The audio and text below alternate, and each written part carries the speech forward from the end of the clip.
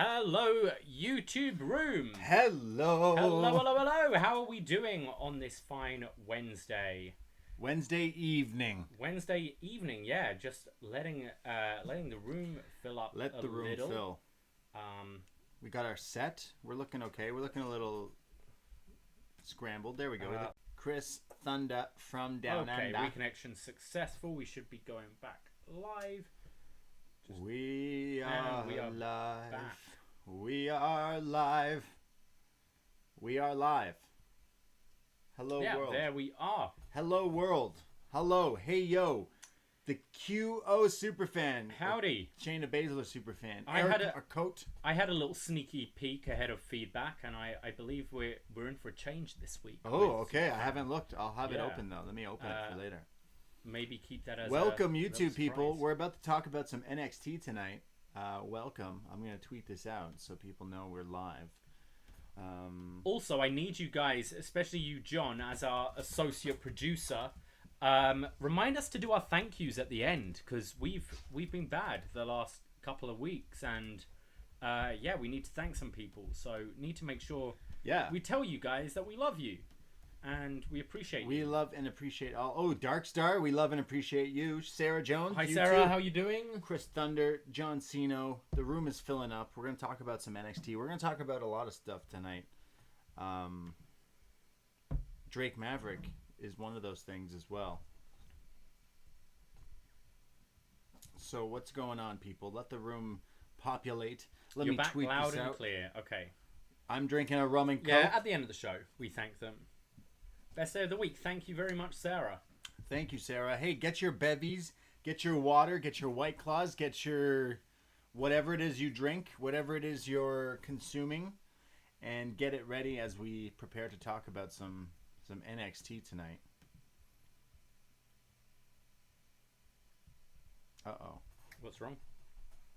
I'm watching the feed, and I lost us. Oh, we should be back. We are back. Okay. We are good. So we're going to talk about NXT. We're going to start recording our show soon. Let the room populate a little bit more, since we know people tend to show up a little bit late. Get your weed, Paul says. Get your weed, says Paul. Is today Big Font T-shirt day? Oh, yeah. What's going on here? You're wearing a bar that we love here and support. The home of our upNXT TakeOver Tailgate Toronto last summer. Wide open, which, is a bar, and bars are shut right now. So David is supporting. He bought one of their T-shirts. And I'm wearing a shirt that I thought was fitting today. I don't know if people agree with me or not, but I thought it would be all right to wear this shirt. I mean, not every day I wear a John Cena shirt. Hey, I kind of want a John Cena shirt. I have many of them.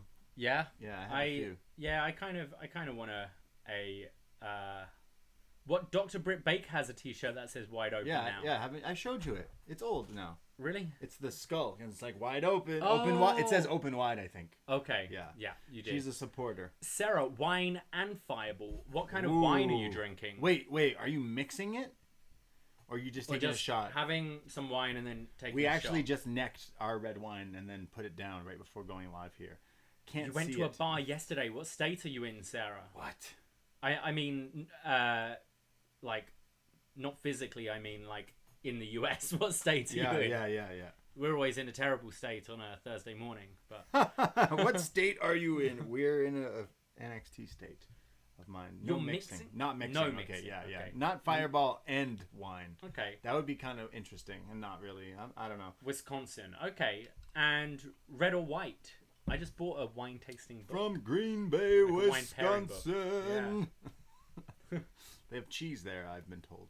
Cheese? I've driven through there. I like cheese. At one point in my life. I guess we'll get this show on the road soon. Yeah. Yeah.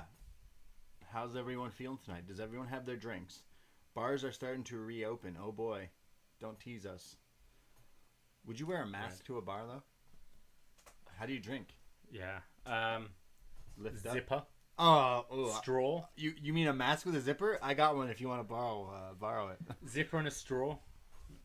I don't know. It's weird. Reopen across Australia. Yeah, Chris Thunder. One of the coolest bars I've ever been to in my life is Frankie's Pizza in Sydney, Australia. And I follow them on Instagram. Jericho goes there a lot. The owners are like AC/DC related. but they are reopening and like hosting events and promoting events, and I'm like, this seems crazy to me. I find it. I enjoy going to bars a lot. I think it's way too early to be reopening. Personally, I think we should be thinking of other ways to support financially those kind of places. But it's like, all right, we've done our 2 months. That's enough. We're coming Fuck back. It. Yeah, I guess. It's pretty crazy. Right, I think it's time to start the show. Yeah, let's do it. We're going to start recording up next. And of course, thank you for joining us here on the YouTube. But you can find this podcast wherever you find your podcast. And hey, wherever you find your podcast, give us a nice rating. Give us a nice comment or review, because it helps us so much. So thank you, guys. We appreciate it. Billie Kay got her first singles victory on Monday since August 28, 2018. Hooray for Australia. Yeah, Australia's winning now. If Billie Kay's winning matches, Australia's winning. Hi, sincerely. Hi, hello. So we're gonna start recording up next, and if you got a dip, we understand. But yeah, shall we do this? Let's do it. We have our drinks. Everybody, get your drinks, and we'll see you on the other side. Thank you for tuning in. Hello. Hello, hello, hello. Braden Herrington here with Davie Portman for upNXT, postwrestling.com, Twitter @upNXT podcast, our new Facebook upNXT podcast as well, and our new Facebook group which you can join. Thank you, John Cena, for creating this. Sorting that out for us. And you can join us, Davie, where else? You can join us every Wednesday night on YouTube, youtube.com/upNXT, where we do our live post shows, and whenever there's a pay-per-view, we do some watch-alongs as well. Well, so why is that? Why is that? Because we are your friends. We are your NXT friends. Yes, friends. And you see, this Sunday is NXT TakeOver in your house. Exactly. So we figured we'd be in your house. Hey, remember about a year and plus ago, we did a TakeOver tailgate in Toronto. Absolutely. A lot of T's there. At a bar called Wide Open in Toronto, which, all bars are closed. We miss bars. But we figured NXT TakeOver is doing in your house. Why not? We were kind of hesitant to do a watch along because we kind of watch these things and do the podcast, but we thought, why not do an in your house tailgate with us and do a watch along with us? So in your house this Sunday, youtube.com/upnext, you can join the fun and hang out with us. It's gonna we'll be doing it for Backlash. We'll be doing it following Sunday for Backlash as well. But welcome to Up Next. We are your NXT friends. We are a wrestling podcast. Post Wrestling is where we are connected. I wouldn't be able to continue a show without kind of right away saying the world is in a very strange place right now. We are a wrestling podcast. Wrestling is a form of entertainment, which is to make you escape from such things. And we are an extension of that. We are a branch of that. But we are in Canada. We live in Toronto. And it's hard to not turn on the news or look on what's going on in the world today, whether it be this whole coronavirus, COVID-19 pandemic, or the stuff that has been going on, not just lately, but all this week. But this week is just a heavy week, and I don't think we can do a show without kind of talking a little bit about it. For sure, yeah. I mean, I think we're going to dedicate like the first 10 or so minutes to everything going on. Obviously, we're talking about Black Lives Matter, the protests going on, predominantly in the US, but all over the world. And I mean, we know each other. It's not enough to say, hey, I'm not racist. Like that's not enough. And people are saying like, you need to actually kind of like one needs to use their platforms, and this is our platform. This is our platform. And we talk about NXT and it's fucking nerdy, and we talk about how we get lit on Wednesday nights, but it's our platform. This is our platform. So that's what we choose to do. And it's not good enough anymore to just not be racist. And it's never been good enough, to be honest, to just not be racist. It's being anti-racist, and it's talking up about things like making your voice heard. Talk about what you don't agree with and trying to make this world a fucking better place. And I know I'm guilty, having worked in bars. You wouldn't believe the amount of times I've been stuck behind a bar and you've got one customer and they start talking to you and say maybe homophobic or racist things or whatever. And there have definitely been times where I've been a coward about it and not necessarily spoken up. There have been other times where I have spoken up. Obviously, I'm an immigrant here in Canada, but people treat me differently because of that, because I'm white. So people will talk to me in a bar in Canada about how much they hate immigration, and I'd go, don't you know like who you're talking to? And it's like, oh, but it's different for you. But why? So I've been a coward there, not speaking up enough, and I think we want to kind of just address it. And yeah, I know. Look, we're two white dudes who host a wrestling podcast, Yeah. so like, yeah, you kind of are like, hey, you know, what do we have to say? Well, this is what we have to say. I mean, we do live in Canada. You come from London, England, and it's such a multicultural world over there. And as is the city, we live in Toronto, and it's not to say that this like, you know, racism doesn't exist in the city, because you know what. It really does. It really does. It stems from not just it stems from like generations that come kind of from before us, and I feel like that this kind of younger generation now is the reason that we are getting some sort of change, and like not to just let things go by. You know, we are Canadians. We don't vote for presidents and things down in the U.S. as many are saying, the Robin Williams joke, that we are just the upstairs neighbor to the meth lab, essentially, of the U.S. right now. And the U.S. is just looking like madness. And I know that, you know, we don't talk politics on the show because we're just wrestling, but I feel like it's finally where even wrestlers are stepping out of their with their tweets and their things and their reactions. Some really good and some really not. Holy shit, there's some people making some bad decisions. But it's just interesting because we are Canadian, and we kind of just watch some of the stuff that goes on in the United States. And I know we have a lot of American listeners. So one things that I will say, that I can say, is when it comes time to vote, you should be voting. Yeah. You have to be voting. I mean, I listen to, and I kind of implore as many of you as possible to listen to the opening of Rewind a Raw this week with Nate Milton and Andrew Thompson, who kind of gave their point of views about everything. And yeah, one of the main things they were saying was go out and vote. You might think it's a broken system, but there is the opportunity to change, and you can't get your voice heard, and not even from a kind of presidential level, but just your local community and stuff. I mean, one of the things I feel is, and also I want to say from our point of views, because we want to learn as well. So if we Definitely. Say shit that you disagree with or whatever, you have our Facebooks, you have our Twitters, you have our Instagrams, you have everything. Like we want to make it an open dialogue with you guys.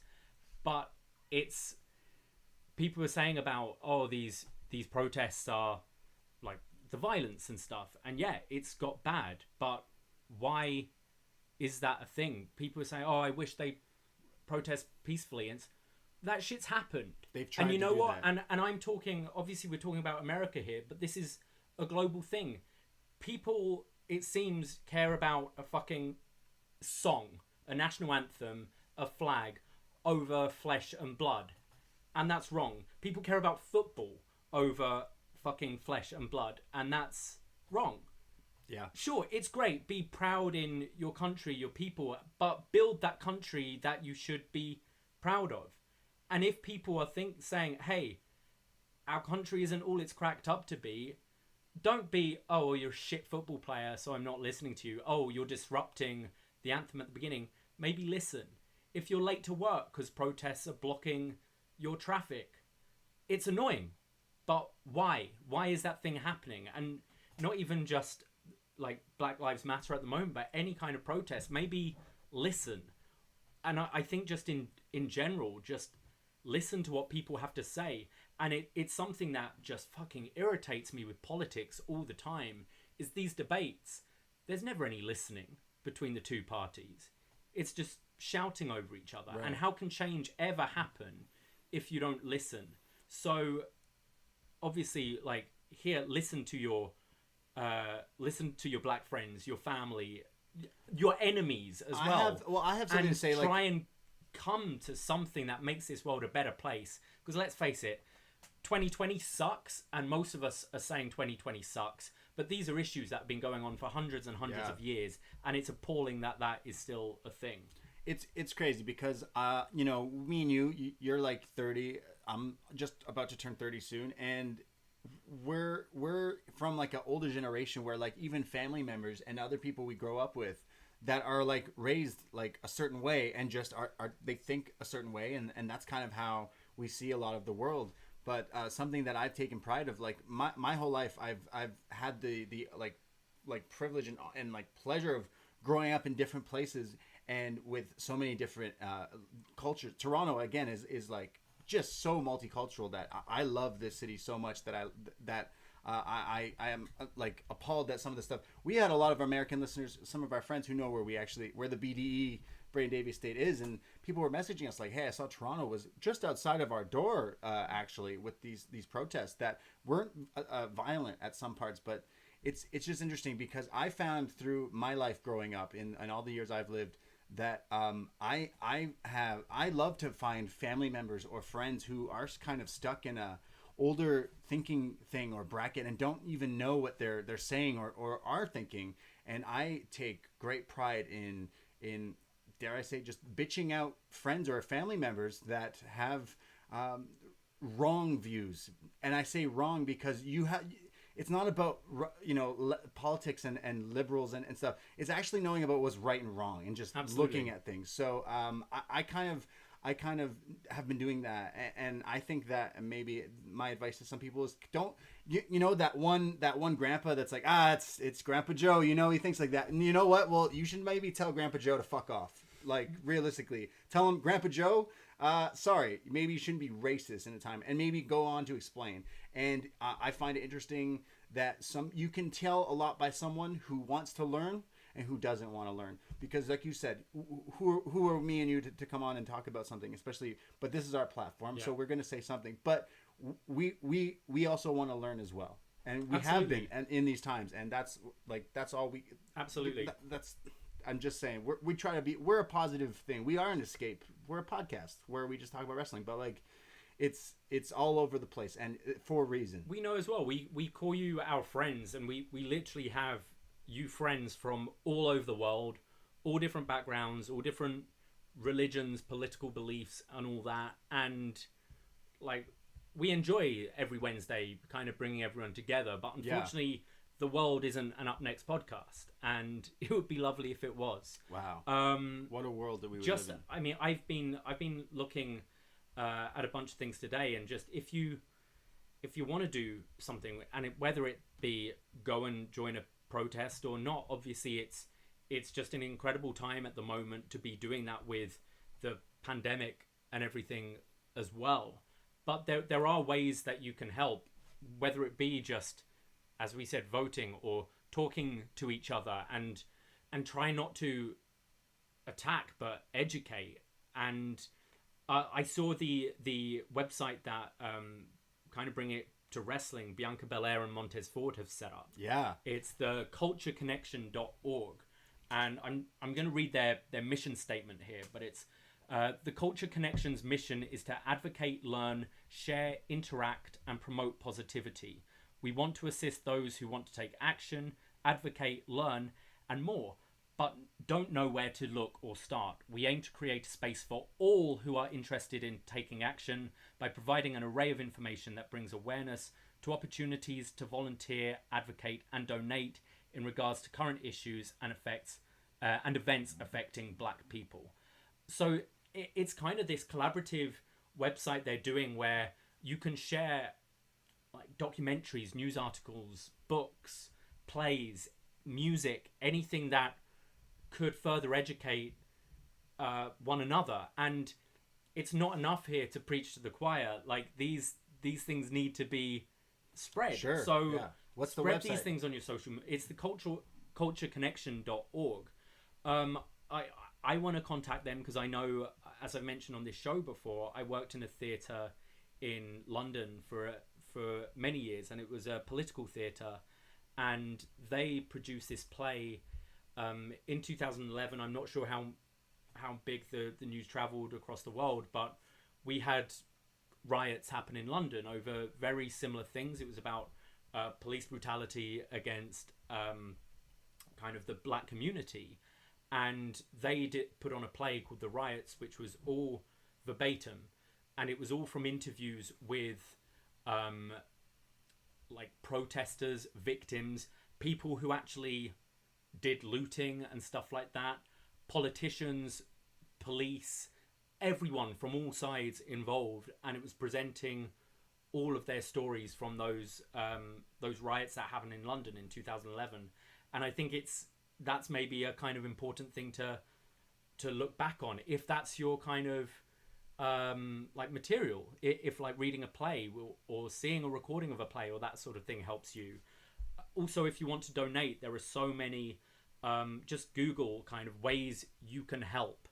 Like I know Black Lives Matter have websites kind of all over the world. We have one here in Toronto, but there are also pages you can donate to help bail out people who have been arrested wrongfully during these protests. So yeah, that's kind of it. I know this is a wrestling podcast, but we kind of really wanted to talk about this off the bat here. Definitely. Look, something I do every day. I'm a white guy, but I myself, you are my roommate. You can attest because I blare music all the time. I submerge myself in black culture. I am a huge fan of all things that culture. So there's no way I can coming on a podcast and not mentioning this thing.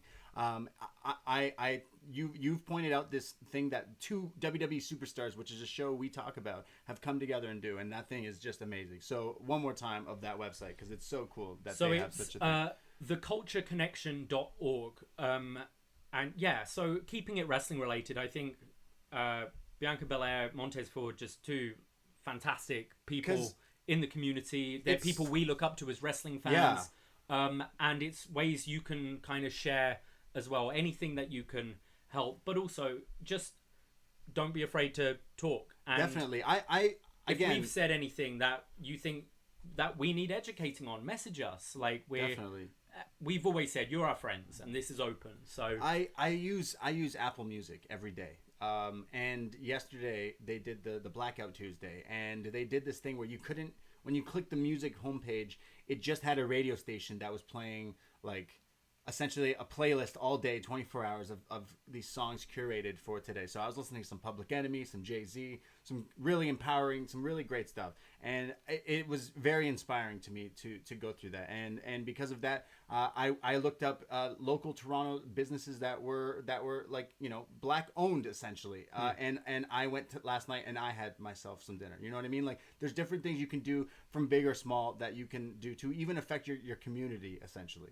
So again, we're usually the you're listening to us on your ride to work to talk about wrestling, but we of course had to kind of say something. This is our platform, and it's big or small, you got to do something because now is the time. Absolutely.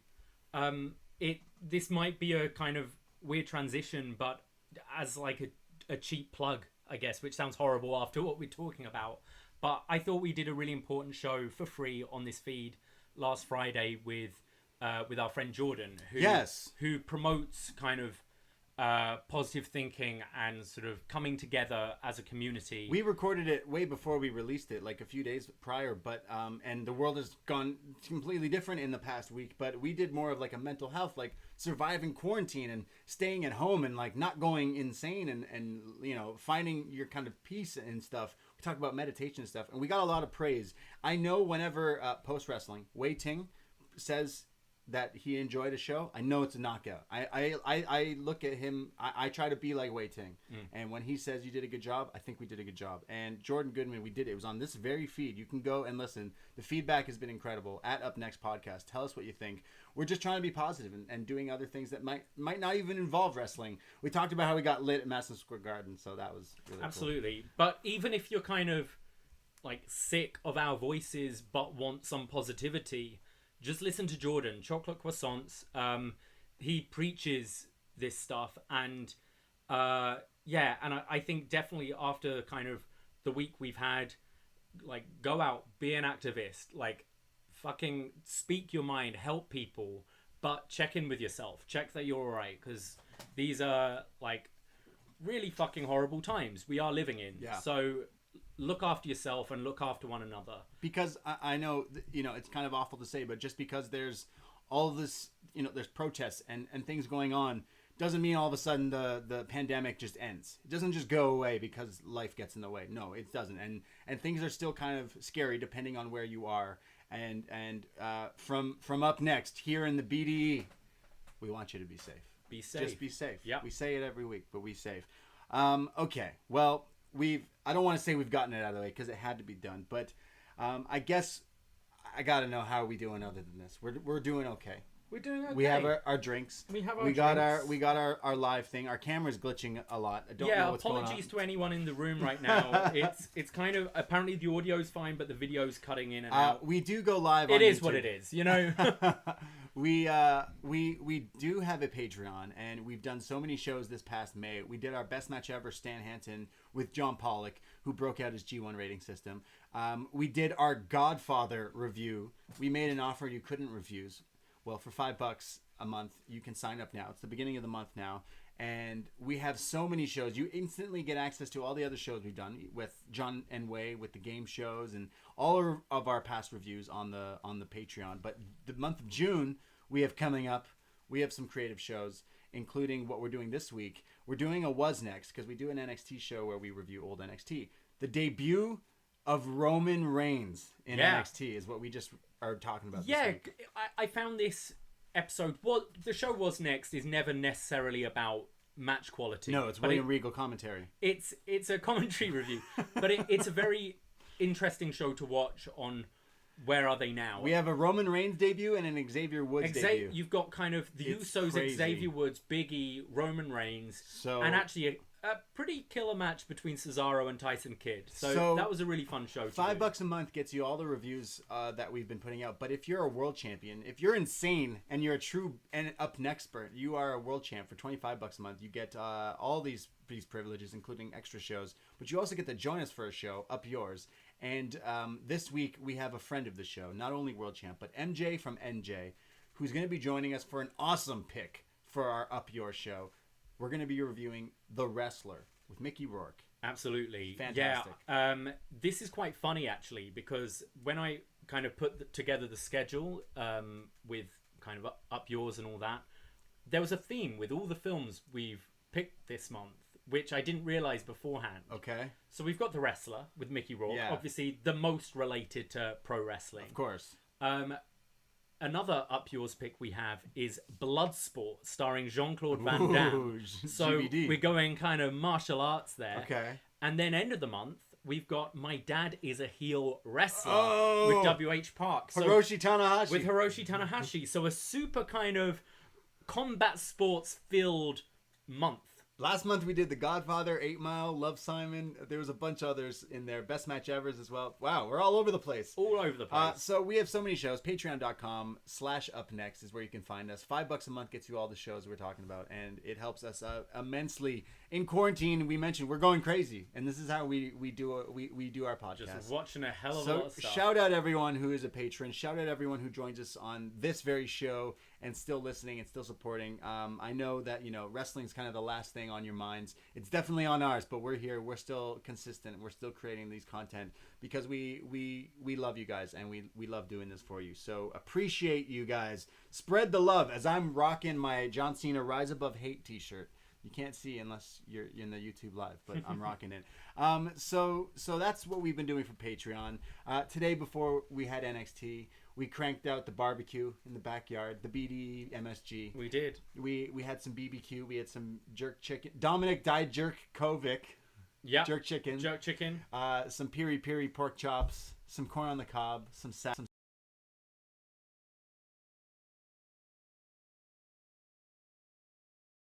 That's kind of the Gargano way, right? Yeah, definitely. Yeah, so that was great. I've actually bought this cookbook as well, Star Wars cookbook. I bought the Star Wars cookbook, yes. Which is like, it was all right. It's okay. It's like Princess Leia cinnamon buns and shit like that. But yeah, bought this cookbook, which I've tried out this week 3 times. It's pretty good. Okay. I recommend it. You What's can it try called? It 1 week. It's Leon. It's I know there are restaurants in So London. next week you're gonna make me something from it. Maybe, or we might just throw something on the barbecue. Yeah, we become really manly men barbecuing on I've the fire. become so manly this last week, like stereotypical, just man. I think my hands have grown and got like rougher. Wow. Because we've been. Did you hide in a bunker? I hid in a bunker. I've been lifting shit. You messaged me the other day and you're like, "Hey, on Wednesday, can we sort out the scrump room? Because the scrump room backs up to the garden." Then my girlfriend was cooking breakfast yesterday, and I was like, "I'm just gonna lift shit and sort out the scrump room." I was gonna help you. I asked you because I wanted to do easy. it. I just want to lift shit because I'm a man. And then he's a man. He's a man. I've been painting at my girlfriend's, so we've been painting the entire place. There's the TV thing. It was a similar kind of situation. A friend gave her like this huge widescreen TV, but it's the old kind that's super heavy, and the kind of units it's on is super heavy. While she was at work, I just fucking took it down, ripped it apart, manly, threw it in the dumpster. That's what you gotta do sometimes. And so then, you've just been on a tear lately. I'm just been on a tear. Yeah, I got my bike out, tuned it up, put some air in the tires. I've been biking. I'm still like working a few shifts a week at my actual job, and I've been like biking.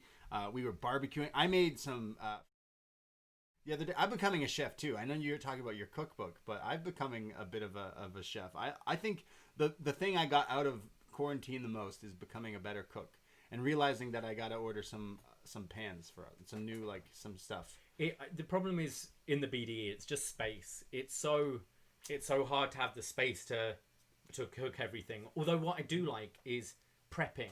Like earlier in the day, chopping all the shit you need, put it in little containers. Then when it comes to cooking, you're just like, boom, boom. Gordon Ramsay. Boom. Feel like Gordon Ramsay. Jamie Oliver, me.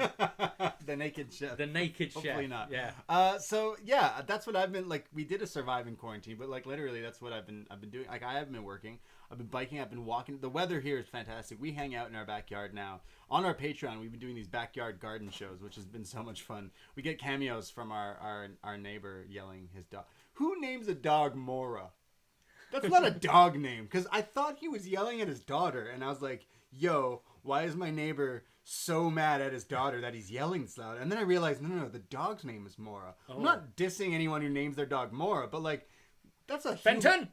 That's like a human name. Like, isn't it weird? I'm all Sorry, about, I know we just got way off topic. I'm all about human names for animals. Okay, but would you call a dog Mora? Like again, someone right now weird. is like, no, Mora is my dog's name. But like, no, I'm sorry. Like, it's just weird. Whatever happened to Spot? Or like, if I had a dog, like name it after a wrestler, but like no wrestler's named Mora. I don't know. It's just interesting because I hear this guy yell. He's one of you. He's a Brit. Yeah. He yells Mora. And I'm like, who is Mora? And then I realize this is Shaggy Dog. I feel like you're scared of them, the neighbors. I am. Because every time you're like, we'll be out there, they'll have like fucking TV and music like playing loud. We'll be out trying to watch something, and you'll have it so quiet. Because I hear him yelling. And you never have shit quiet in the house. It's because And then you're out there, it's like, but our neighbors. It's like, dude, it's 3 PM, and they're doing exactly the same. I'm better now because I've heard him yell at his dog all the time. Right. So like I blast my music. He liked my music. I was blasting some Simon and Garfunkel the other day. I could tell he was jamming to it. It seems like they're wrestling fans as well, right? Oh my God, are they ever? Please explain this. So we do a show for our world champions once a month, and this month we decided to just talk a bit about the kind of Undertaker The Last Ride. The Last Ride. So we did a show in our backyard. So we're talking about it, and then not even like it was during it, we suddenly hear JR's voice, and we're hearing these Undertaker matches and the Rock coming out and so stuff. Our neighbors' kids heard us talking about the Undertaker and asked their mom and dad what they were talking about. Mainly girls next door, right? Yeah. And no, there's a young boy and there's a young girl. boy, but it was like what, like 8, 9, maybe 12, the oldest, maybe. Oh, okay, sorry, yeah. And just watching all these like old like Attitude Era wrestling. Do you ever accidentally introduce wrestling to and their kids, and then you kind of are like, I'm sorry, like sorry that now your kids are wrestling fans, because like it's my fault that you are wrestling fans, because we were talking about wrestling. The kids hear us. They ask the mom, what the fuck are these neighbors yelling about wrestling in our backyard? Because we were recording a podcast because we're insane. And all of a sudden now the kids are asking, what's a WrestleMania? Who's Hulk Hogan? What is a Randy Orton? It's just interesting that now we introduce them to wrestling. Well, I think that means now, because we got... I got my girlfriend for... was it Christmas or her birthday? A massive projector with a screen. Yes. And we set it up for Wrestle Kingdom. Oh, yeah. And watched all of Wrestle Kingdom on this screen. 8 hours in a row. 8 hours in a row. Now I feel we could maybe be at a point where SummerSlam, we could maybe sweet talk the neighbors, set up your big speakers outside and be like, hey, do you want to join us for SummerSlam? We'll put it on the screen. Your Wi-Fi seems stronger than ours, so can we steal yours? But yeah, that would be pretty cool. So SummerSlam with the projector outside, and maybe a tailgate, the backyard BDE to do the year anniversary since Takeover Toronto. Maybe have a Zoom tailgate or something. Wow, that'll be great. That'll be cool. All right, you've heard it now. We're gonna do something big for SummerSlam Takeover, whatever it may be. Now, before we move on, unless you have anything else to talk about, we can't move on without talking about Space Force. Space Force. Yeah, it's not a faction from WCW in 2000. This is a real Space thing. Force. So they sent a rocket out to the moon. We went to the moon in 1969 and 2020. So they sent people to space because that's what we should be doing right now. But hey, I'd try to leave right now too, man. If I could get a ride, I'd be gone. The smartest people around, right? Then there's talk that they're sending a new rover to Mars really soon. There's all sorts of... There's rumors, the guy from Blink-182 found UFOs. It's 2020. There's murder hornets. Every time I see a wasp now, I think there's a murder hornet in my backyard. Yeah, times are crazy right now. There is that show. I've started watching it. So Netflix have quite timely put out a show called Space Force, written by Steve Carell and Greg Daniels. Starring, the cast is ridiculous. You've got obviously Steve Carell, you've got John Malkovich, you've got Lisa Kudrow, you have Jane Lynch is in there. No real astronauts. Ben Schwartz. Oh no, it's I've seen the first 2 episodes so far. Right. It's really funny. I just like saying Space Force as much as I like saying Fight Pit. So there's a thing in the show, Space Force, where Steve Carell is calling them spaceman. He's like, look here, spaceman. Okay. And they're giggling, and he's like, no, that's what you're called. You are spaceman. And it's really, is this what we're going with here? Space. I haven't watched it, but I'm more interested in actually sending people to space now. Like, hey, what if the aliens were like, yo, this planet's fucked up, let's give them coronavirus? Or I'm more interested in seeing more alien type Mars exploration. Would you go to space? If we could podcast from space, definitely. No, I would love to go to space, but there's no way I'm ever gonna make it there. Why would they ever put me in space? I mean, they're aiming for civilians. That's the thing. I don't know if we're gonna be able to afford that in our lifetime. Hey, Patreon's money's been nice, but I don't know. Patreon has this goal function. So if we reach a certain number per month, we'll send Braden to space. Why are we sending me? Aren't you going to come with me? This is an opportunity for people sick of Braden's voice to get him off of UpNXT, unless there's Wi-Fi in space. You're goddamn right. Of course I'm going to be broadcasting from... I'm going to go Instagram Live from... You know how much I hate Instagram Live, but I'll go Instagram Live from space. If I ever got to go to space, there's so many things I want to do, like meet aliens and, I don't know, like... Aliens are totally real. Yeah. Like, yeah. I think it's kind of arrogant to think they're not, right? Sure. We're one shitty planet that is fucking up big time this year. Maybe aliens are the way. In like billions of planets. Dude, maybe we're the aliens. We are the aliens. Yeah, Wow. We've been all over the place tonight. Yeah. We haven't even started the NXT. You know where we should go now? To Florida. Another weird place. Let's go to Full Sail. The Performance Center. For June 3rd, 2020.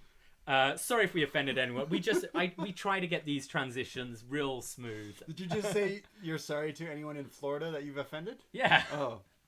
We are an NXT show. I don't know how many people from Florida listen to us. I can be honest. I don't know. Hit us up if you're from Florida. Shout out us if you're at UpNXT Podcast. Where are you at from Florida? We do love a nice... all you need to say is at UpNXT, fuck you, Braden, and we know you're from Florida. I go to Florida all the time. Or if you're from New Jersey, you insult them a lot as well. No one's ever dissed me for dissing New Jersey. And you know how many listeners we have from New Jersey?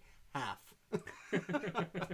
Yes, let's go to Florida. Let's talk about NXT from June 3rd, 2020. We go to Florida. In fact, the show starts off with a match that was promoted and advertised for tonight, which is Candice LeRae versus Mia Yim. But as this match is beginning to start, Candice LeRae attacks Mia Yim. Yeah, right before the bell goes, just jumps her, beating down on her. It's just the heel. She's Pixie so is super heely. She's the poisonous pixie. Poisonous pixie. Right. So she attacks Mia Yim, but the match now officially starts. She's on the attack, hits 3 step-up sentons for 2 counts. Mia Yim gets some offense in, hits the cannonball, and they start to brawl on the outside, and this is where they are both counted out. The ref is like, you are out of here. And as they're continuing to fight, they brawl on the entrance ramp. There's like a kind of a messy looking Hurricane Rana from Candice to Mia, sending her into the Titantron. It looked like she did the motion to kind of do a Hurricane Rana, and then Mia Yim just headbutted the Titantron deliberately. Yeah. It didn't look very good. It was weird. Out come like a bunch of the women's division. Shotzi Blackheart, Tegan Knox, Raquel Gonzalez, Dakota Kai. It's just madness here. Out comes Johnny Gargano, who, of course, just has to get his face in here. He's kind of being snob, but it's noted that he's wearing his, tight jeans. Yeah. His skinny jeans and his jacket. The jacket we've mentioned, the white jacket. It looks fresh, but he's out here wearing this, and he's kind of getting his nose into the business of Candice LeRae and all these women. And out comes the North American champion, Keith Lee, in all of his gray sweatpants glory. He is here, and Johnny is like, uh-oh, he's shook. So him and Candice kind of do the runaround where they're scared and kind of dipping out of here. And as they're on the entrance ramp, the ring announcer says that William Regal has announced that this is now a mixed tag match. Okay, I hated the beginning of this show. Okay. I gave Raw a shot for the first time in a while this Monday. And I think there were 3 matches that didn't have a finish. One of which people attacked and it turned into a tag match. Just like, come on. Where's the creativity here? Like, it's going to be a tag team match, player. It's pretty much what this was. If they build this week as just Gargano, like the Garganos against Lee and Mia Yim, yeah, I think that would be more attractive on paper than a Mia Yim Candice LeRae match anyway. So, are you really protecting both Mia Yim and Candice LeRae so much, both who have lost so much in NXT, that you can't afford to have either win here? And then you have the 2 men show up, not even in wrestling gear for the rest of the match. I don't know. I think I was sour from watching 3 hours of Raw where this happened in 3 matches on Monday. Got you. But it's just cookie cutter WWE booking, which NXT for the most part isn't cookie cutter. It has been. But it has been recently. And here it is again. And this, just for the start of the show, I just groaned. Especially when you've only advertised this match and the Drake Maverick match. Like, why match. not just advertise this as the match? Absolutely. Like, I don't understand. You've got, this is the go-home show before In Your House. Have the Lees versus the Garganos. Yeah. I found it very, very interesting that they went about this way. So now it's a tag team match. Johnny's not in his gear, but he's going to wrestle. He's in his skinny jeans, and they make mention that he looks like he bought them at Baby Gap. Oh. Yeah. I will say, though, when I can finally go to a wrestling show again... Yeah. Kind of my problem often is I like going out after the show and don't necessarily want to be in a wrestling shirt. Right. I'm going to dress as Johnny Gargano. I kind of do anyway. Yeah. But I'm going to buy that jacket. And then I can go to an NXT show in the jacket, skinny black jeans, sneakers, white t-shirt, and then go out and people know. People who don't are like, whoa, you're Johnny Gargano. You They're going to be like, are you Johnny Gargano? Exactly. Wow. What do you think of my plan? Yeah, well, I'll be Keith Lee. I'll get some gray sweatpants. I'll be Candice LeRae. You'll just be in grey sweatpants and pink sneakers? Yeah. Love it. I mean, it works for me usually, so it'll be fine. Yeah. So this is a tag team match. Mia Yim at one point is tossing Johnny around, but then he quickly tags in Candice here. Candice and Mia Yim are brawling. There's the soul food, which you got angry because it's so similar to Eat Defeat. I don't get it why she has... Or Protect Your Neck. Yeah, two moves, one of which is her finisher, and one she uses a foot, the other she uses a shin. It's very similar. They're very similar. Candice sells it like she's knocked out, but kicks out at 2. Johnny gets in here. He's being beat up by Keith Lee when they're 2 in because the guys have to fight the guys. And Johnny gets his jacket taken off, which the jacket's over. If there was a crowd, the jacket would be over. How I have not bought you that for your birthday yet is beyond me. I think it's because it was sold out. How did you say Borton? Bought it. How have I not bought it? How have I not bought it? How have I not bought How have I not bought you that? How have I not bought you that jacket? Keith Lee is beating up Johnny Gargano, lifts him up for the Spirit Bomb, Power Bomb, and Johnny, who was wearing his jeans and his jacket, all of a sudden starts to look like he's raking the eyes of Keith Lee, but in fact, he's using his car keys and stabs Keith Lee in the eye. While this is all happening, Candice LeRae rolls up Mia Yim, and the Garganos beat Keith Lee and Mia Yim. The key to the Rebel Heart is here. He used his car keys. Here I am watching this being like, the dude's wrestling in that fucking jacket. That's so funny. And you know what you keep in your jacket or you keep in your pocket in your jeans? Your keys. Yeah. This was NXT being smart again. You also had last week Johnny Gargano saying, "Hey Candice, start the car." We've seen them in their cars. This is a thing. They drive to Full Sail together. Their minivan. He's in his street gear. Of course, he'd he'd have his car keys on him. This was smart. I like this. Yeah, this saved it for me. Hated everything building up to this, but smart, creative finish. I think I'll continue to say on this show, Johnny Gargano is my favorite character in NXT for the past long time. Like, I'm talking since he's been on this role, he is the guy here for me. And this was adding to the heel character here. Like, what a fucking bitch that he's using his car keys to fight a guy in this match. But to be fair, he didn't sign on for this match, so that's why he had them in his pocket. I love this ending here. They're very creative, and it gets the tease for you didn't really get to see Gargano and Keith Lee really. No, I mean that was good. They kept them separate. But... that's kind of the match I'm most looking forward to. Oh, I think it'll be a hell of a match. Yeah, yeah, I think so. I think that's main event worthy. We'll do our predictions at the end of the show. Yeah, definitely. We have a video for Cross and Ciampa reminding us that it's gonna get violent this Sunday. We have Dexter Lumis, who's backstage with Mackenzie Mitchell. She says, "Hey, what are the odds of?" And he's like, "No, I'm not talking." And then he pulls out, he disappears, and then he brings back like an artist's axle, like a painting thing with paint, and he starts to draw on something, and we go to commercial and disappear. So we'll see what Bob Ross has to come up with later. We have a video where Drake Maverick, who's in the Cruiserweight finals tonight, he says, "Today could be the best day ever or the worst. Tonight, I could be champion or I cannot be." You see, today is a day anything can happen. You know what? I want cookies. I've been training so hard. Today is my cheat day. I want cookies. And you know what? I want chocolate cake. I don't know what I want. I'm just excited. You see, all the chips are down. And I'm going to roll the dice. Tonight is my night. So I'm looking into your eyes right now. I don't know what's going to happen, but that's the beauty of it. Today is a new day. He says, "Hi, cameraman. I can look directly into you today." I'm pretty sure I've heard that that's Vinceism. He doesn't like people looking in the camera. Ridiculous. Another ridiculous thing. I know it used to look kind of shitty. I know WCW, they did it a lot. As they're wrestling, they kind of look into the camera and do it. Sure. It does look cheap. I'm pretty sure that is a Vinceism, though. So for Drake here, it's his last day in the office. It's like, fuck yeah, I'm going to do what I want.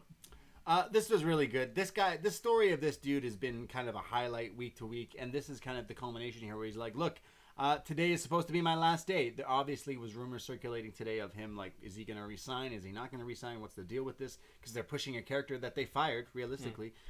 So I thought this was really good. I think we've praised him a lot on the microphone, and it shows why. It instantly you go, oh, this match is tonight. Yeah, this is a big deal. Is he the best in the company on the mic? He might, like, showing him here, like, legit, especially as of right now, yes. Tell me who's better right now. I think so. Like, I mean, no one's going as good as this. There's a difference between, like, a baby face and a heel. I think even though Samoa Joe's transitioned to kind of commentary now. Yeah. I think he's a fantastic speaker as a heel. I can't think of a babyface just as natural, as charismatic, as passionate, as believable as Drake Maverick in WWE. And even if his wrestling career winds down, they got to keep him on to, like, fucking teach these people how to sound like a human being. He just sounds like an actual person. Yeah, the character really comes out here. I really like this guy on the microphone, and it reminds me to tell you listening right now that, you know, tomorrow, today, whatever it may be, is a new day. So yeah, you know, eat cookies. Eat cookies. If you want to eat cookies, then fucking eat cookies. But don't you fucking dare eat a raisin cookie. Don't eat one. Excuse me? Don't eat one. Oh, you've got this weird thing with raisins. Well, raisins... I don't have issues with raisins. I have issues with raisin cookies pretending to be chocolate chip cookies, but that's another thing. I think for you just don't read properly. It's like when you bought that dresser that's too small, and you said, "Oh yeah, they fucked me over. They sent me a small." But then they also hit our tree. No, you just ordered a small dresser. They also it's like scuffed up. Okay. Like it has scuffs on it. I was like, guys, I just put this out of the box. Why is it scuffed up? And back to raisins. The other day, I bought this raisin iced tea and it sucked. It tasted like raisins. It's like, well, what did you expect? I don't even like raisins. Like anyone listening though, you ever think you're biting into a chocolate chip cookie, but then you realize it's not and it's a raisin cookie? Don't tell me that. I don't think of a bigger disappointment ever than one time I was just like at like a grocery store at like 4 a.m. I was like, I really need this chocolate chip cookie. What about it wasn't a chocolate hot summer's day? Yeah. This was a kid, still scarred by it. Okay. Have your plastic flask, like thermos things weren't a thing back then. Yeah. Have your plastic flask. Okay. It's hot. You're playing tennis, and you think your mum's giving you some water with some ice in the flask. It's gonna be cold water. It's like hot plasticky orange juice. Ew. When you're trying to hydrate. Ew. Yeah. Ooh, that scars you more. Is that why you don't like orange juice? Than fruit in a cookie. Come on, grow up. Fruit in a cookie is not good. I love orange juice. Yeah, but so you're not scarred then. I still can't eat raisins. I still don't trust drinking from a plastic bottle. I don't trust chocolate chip cookies. We both have trust issues for different reasons. So I don't know how we got onto that, but chocolate cake is also good, and that's what Drake Maverick is going to eat today. He's going to eat his cake. We have our first prime target of the evening, which is Adam Cole and the Velveteen Dream. Now, I don't read ahead. It's been a while. I don't read ahead, but they've already filmed this match. Yes. It's a drive-through match. It's like a parking lot brawl thing. It's a what do you call it when you go like a drive-in, like a movie? Yeah. Drive-in movie. Didn't WCW what was it called, Buck Wild or something, where they had all the bikers? They had the ring in like a biker park. It sounds similar to that, but just with cars in Florida. So, yeah, they've already filmed this thing. They kind of mention it here. They show you clips of it. The parking lot brawl for the NXT Championship. Adam Cole is celebrating something here tonight. We have the prime target. Adam Cole is in a red suit. Man, that suit is fresh as fuck. Undisputed Era can dress nicely. Yes, yeah, he does. He shows up. He's ready. A limo pulls up, and it's the boys. It's the Undisputed Era. And, guys, the return of Cool Kyle. Cool Kyle's back. Cool Kyle's not only back. Cool Kyle's in a hat. Cool Kyle is in a fedora-looking thing. Sticks his head out the window. He's like, hello. This is my highlight of the whole show, is Kyle O'Reilly with his quarantine scruffy beard. Ginger beards unite, Kyle, my brother, Canadian, with his fedora. And they get in the limo. It's all the boys with Undisputed Era, and they do their classic. You know those group of guys. Everyone knows that one group of guys. Undisputed Era is that group that do. They're that guys. If you wanted to know, they all do that, and they say it's a special occasion because it is officially 1 year of Adam Cole being NXT champion. He won the championship from Gargano at TakeOver 25, and it was 1 year ago. Time flies. Crazy. So they're celebrating. They're at a restaurant. I believe it's what's the restaurant here? Fresco, somewhere obviously in Florida. They're drinking bubbly. They're celebrating. We see clips of Velveteen Dream, the challenger, who's rollerblading. He's saying, he's kind of talking on his phone to FaceTime while he's rollerblading to the camera, and he's talking about how it's his time and how Adam Cole is. his time is over and such things. We see Undisputed Era back in the restaurant, and there's Kyle O'Reilly with my compliments to the chef. They all stand up. There's a cheers because Adam Cole is the champion. He says, I love you guys, and I'm so proud. And it's been 1 year, and we'll have another, and the prophecy will regain. And can we get some more bread? They're that guys. They're the guys who always want more bread, even at Olive Garden. Cheap, basically. The Undisputed Era doesn't tip. The bread's free? Yeah, we'll have more bread. Just need a bit more time with the menu here. Yeah, we'll have an ice cream between the four of us. Bring 4 spoons. Here, enjoy your 10%. They're those guys. Undisputed Era don't tip. No, they tip. They're heels. They don't know how to. Heels don't tip. Yeah, this was the kind of Undisputed stuff was fun. This wasn't a Prime Target for me. No. I felt this kind of cheapened the name Prime Target. Yeah. Like, what I love with these, and the women's one was better. We'll get to that later. But what I've loved with the Prime Target so far is, you've had like Volta training in Germany. You see him training his people in his school. There were like clips from WXW. Yeah. You've had Gargano going back to the school he trained at and seeing like his father's shop and stuff like that. You've got Velveteen Dream here, where you could have him for this kind of break character and tell his story about being on the independents, going to Tough Enough at a young age, being cut from that because he was deemed too cocky. And then, I created this persona, this Velveteen Dream. You should have him as Patrick Clark, because this hasn't worked. The Dream title experiment hasn't really worked. No, for me. It's not over for and me. Pat McAfee describes him as Dennis Rodman, which I love. It's like, yeah, he loves this flamboyance and thing, but at the end of the day, he gets the job done. And you should have that with Dream as Patrick Clark. I wasn't ever going to be a champion as Patrick Clark. I needed to change something, and that's where I started looking at artists like Prince and that. And then you see his evolution from when he started that gimmick, and I think you voted him worst wrestler of the year or something 1 year or something like that. Well, it's interesting you said that, because I did do a show once with the Live Audio Wrestling. We did worst gimmicks of the year on our worst of show at one point, and at the time Velveteen Dream was Prince. The gimmick was straight up Prince. It was. He came out acting like Prince, the purple everything, like it was the purple Rainmaker's his finisher still, because of that. Like, it still goes up that avenue. And here we see him ending the Prime Target with Velveteen Dream looking in the mirror, and he says, mirror, mirror on the wall, who will be the greatest NXT champion of them all?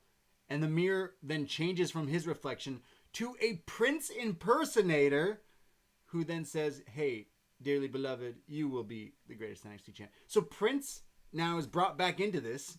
I'm not still quite... Which, don't you think that would have been such a cool ending if you had him talk about his influences and stuff? And by the end, it's kind of break kayfabe for a bit. Sure, the Dream has no recollection of that or whatever. Right, yeah. But just for if you're going to advertise a Prime Target, that's what I want to see. I want to see who the human being is. I thought that him rollerblading showed me like that's what he likes to do, and that's how maybe gets fit. I don't know, but you're right. It was this didn't feel like that. Undisputed Era. We've seen be in limos. They're the bros. And drink and be bros. I like that the best part of this. That was funny, but that was a regular Undisputed Era segment. Yeah. I think Patrick Clark, Velveteen Dream was who you needed to focus on here, and then you can just have Cole being a heel at dinner to contrast it. This, didn't work for me. We got more bread, and we got Prince impersonators. Yeah, that was it. It was no substance for me. Let's get crazy. It was just bread. I mean, I'm a Prince fan, but this was weird. Yeah. It was weird. It could have been done. It should have got me more hype for the match. It didn't do that. It was Portland, wasn't it? Was it Portland we had the first Prime Target a year ago? Sure, yeah. And we'd already seen Gargano v. Cole at what would it have been, WrestleMania, New York. So we didn't think, okay, how much more can you do for this? And then you had the Prime Target, and you go, oh, you've added something else, and it made you interested. Well, there's another one tonight, and we'll get to that a little later on. But they ended the Prime Target with We will find a setting for this backlot brawl. Not a backyard. We should have a backyard brawl. Yeah. Backlot brawl, which with our speakeasy. The setting's already been placed because it's Full Sail again. It's like Triple A. In fact, I think it's gonna not really make sense. Why are they fighting in a backlot? Why are they fighting with cars? Does that have any reason? Did they explain that here? It doesn't fit either of their gimmicks. No, it doesn't. It doesn't keep anyone out. It's not like this time. Okay, steel cages have been ruined because everyone always interferes, but at least the gimmick is meant to keep people out. Yeah. Now you're doing it in an open parking lot where, literally, the parking lot where everyone gets attacked. It's Full Sail parking lot. Like, Full Sail parking lot is the most dangerous place on earth. Yeah. Why would you have a match there? This doesn't feel like... Unsafe. This doesn't really feel like a blood feud that warrants that. Sure, it's going to... They're aiming for cool, but there's no reason. At least a Boneyard match fits Undertaker, you know? Yeah. This doesn't really fit. Okay, does Dream show up in a purple car, or does he show up on a purple couch? Because they're showing up in cars, right? The limo limo, it opens up, and he's on a kind of purple couch in the limo. And doves come out. Doves come out, Doves sure. cry. Brandy Lauren is pushing the car. Yeah, with Joey Janela? With Joey Janela. Yeah. I'm sad about that. So yeah, I didn't find this one too great, but there was another one tonight, and I liked that one. We come back from commercial break after this, and we see Dexter Lumis, who's been painting or drawing this entire time, and he's been doing something, which is a word I can never pronounce. Caricature. We know now what Dexter Lumis was doing before he was earning the big bucks in WWE. Yeah. He was in Times Square. He was in Leicester Square. It's Wonderland. He was at Wonderland drawing caricatures. So he was drawing Undisputed Era in this car with all of them sticking out, and the interviewer, Mackenzie's like, wow, that's very impressive. So it cut away when he was doing this, and you figure, okay, obviously he just didn't draw this because it just like cut away. But actually, their Twitter account posted the time lapse of him actually drawing this live tonight. So Dexter Lumis did actually do this drawing. Now, my takeaway from this was I believe, Kyle, Bobby, and Roddy leaning out the back of the car with him driving it. So I think he's saying his intentions are he wants to take out Adam Cole and lead Undisputed Era. Dexter Lumis is going to lead. That's what he wants. I see him being involved in the finish of the title match in the car. Sorry. Which makes the parking lot thing make a bit more sense because he's a creepy cunt who'll be in parking lots, you know? Wait, so he's in the picture he drew, his Bob Ross drawing. There was no trees. I do watch me some Bob Ross on Netflix, but he drew Undisputed Era in the back of the car. Correct me if I'm going to try and find the picture, but I don't think Adam Cole is in the picture. I think it's the three lackeys and him. Yeah, that means he's kidnapping them so they don't interfere in the match. Or he's kidnapping them. So they don't interfere in the title match. He's Maybe. saying, I'm getting rid of them. Oh, yeah, they're tied up. Oh, yeah, no, wait, yeah. it's Adam Cole. It's Kyle who's not in it. So maybe he's going to form a tag team with Kyle. I don't understand this drawing at all. Didn't really make sense, but it reminded me of Bob Ross. But it's kind of the only link we've got to cars that could signify lazy this AF. weird, weird. this weird match stipulation. Here's a match that had no stipulation, just a regular match. Isaiah Swerve Scott versus the most interesting personality in the world of professional wrestling, Tony Nese. Yeah. You get mad at me on our upNXTs every Thursday on our Patreon. We review AEW, and I recently have such beef with who do I have? Fuck, I can't remember his name. Kip Sabian and Jimmy Havoc. Holy hell, do I hate them? I have you did it to Tony Nese. You checked out. I watched. The match was fine. You're on your phone. The match was fine. I'll never be like that guy. Shit, go off for a smoke, come back and be like, this match sucked, having just seen the pinfall. I won't do that. Tony Nese, I've got zero problem with his wrestling. Right, zero problem. This match was fine. He was against Swerve. It's just he's a guy who feels like he's been there for 5 years, hasn't changed at all, and his gimmick is he shows off his arms and his abs that, quite frankly, aren't as good as half the rosters. Wow. Like, they're nice. Sure, you've got better abs than me. You've got bigger biceps than me. But there's a darn sight more people who are, taller than you and more ripped than you. Wow. So why are you showing it off? Shots fired. Like, he's someone I feel would, like, just, like, put him in Seth's group or something, you know? Just completely change him up. If you're going to keep this guy employed. Is there a name for that group yet? The Lights? Is it the Lights? I don't know. That faction have changed like 6 times already, right? Yeah. It's interesting because Austin Theory is a guy we've been watching on this show and then kind of disappeared, and now he's in that group, which I think is good for him. I think it's great, fantastic. For him, yeah. But I'm just interested in the Light. So yeah, Tony Nese and Isaiah Swerve Scott, they go back and forth. They're both kind of similar. They got high flying ability. They're in the cruiserweight kind of division here. Tony Nese is on the outside with Swerve and kind of fish hooks him at some point, which is kind of an innovative move. I really do like. I enjoy old fish hook. What a heel move! Especially in today's age, you don't put your fingers in someone else's mouth. That's gross. Yeah. So I enjoyed it. There was a commercial break. They go back and forth.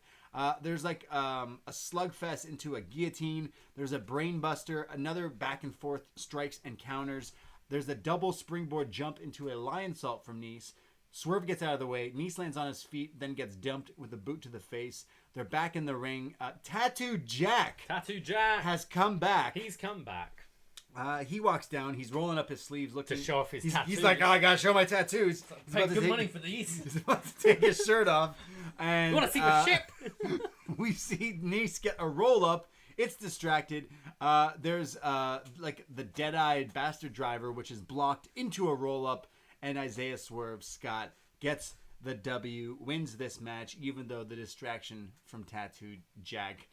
This match was really quick. It didn't really have a purpose. I guess it's gonna push forward a feud between Tattoo Jack and Isaiah Swerve Scott, and maybe just give the. Is that what you took from it? Well, I took he was costing Tony Nese the match. Oh, well, no, well, he tried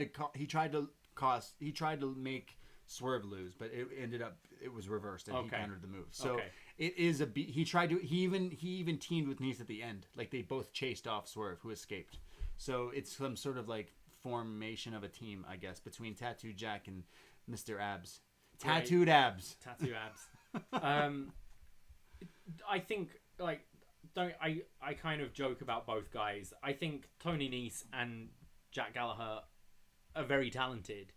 It's just that OG 205 stink for me. Of course. They're in that first Cruiserweight tournament. They've been on 205 for so long.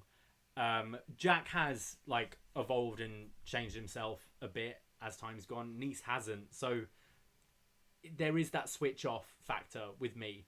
And I don't particularly like Swerve mixing up with that because I think he's cool and fresh, but he's starting to feel a bit run-of-the-mill now. John Cena in the group on the YouTube live says they'll be called Tattooed Jacked. Tattooed Jacked. Love it.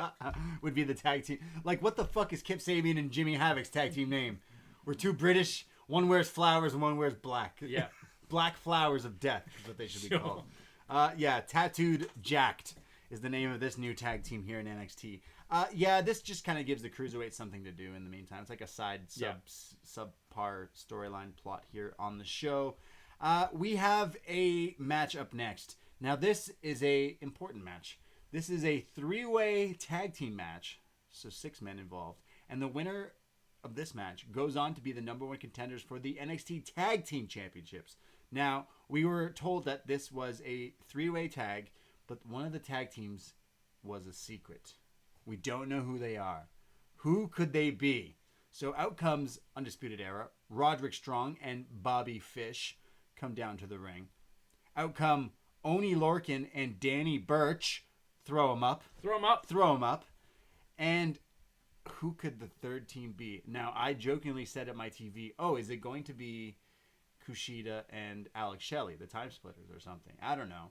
And you said, no. Knowing this, it's going to be Tyler Breeze and Fandango. And then the music hit.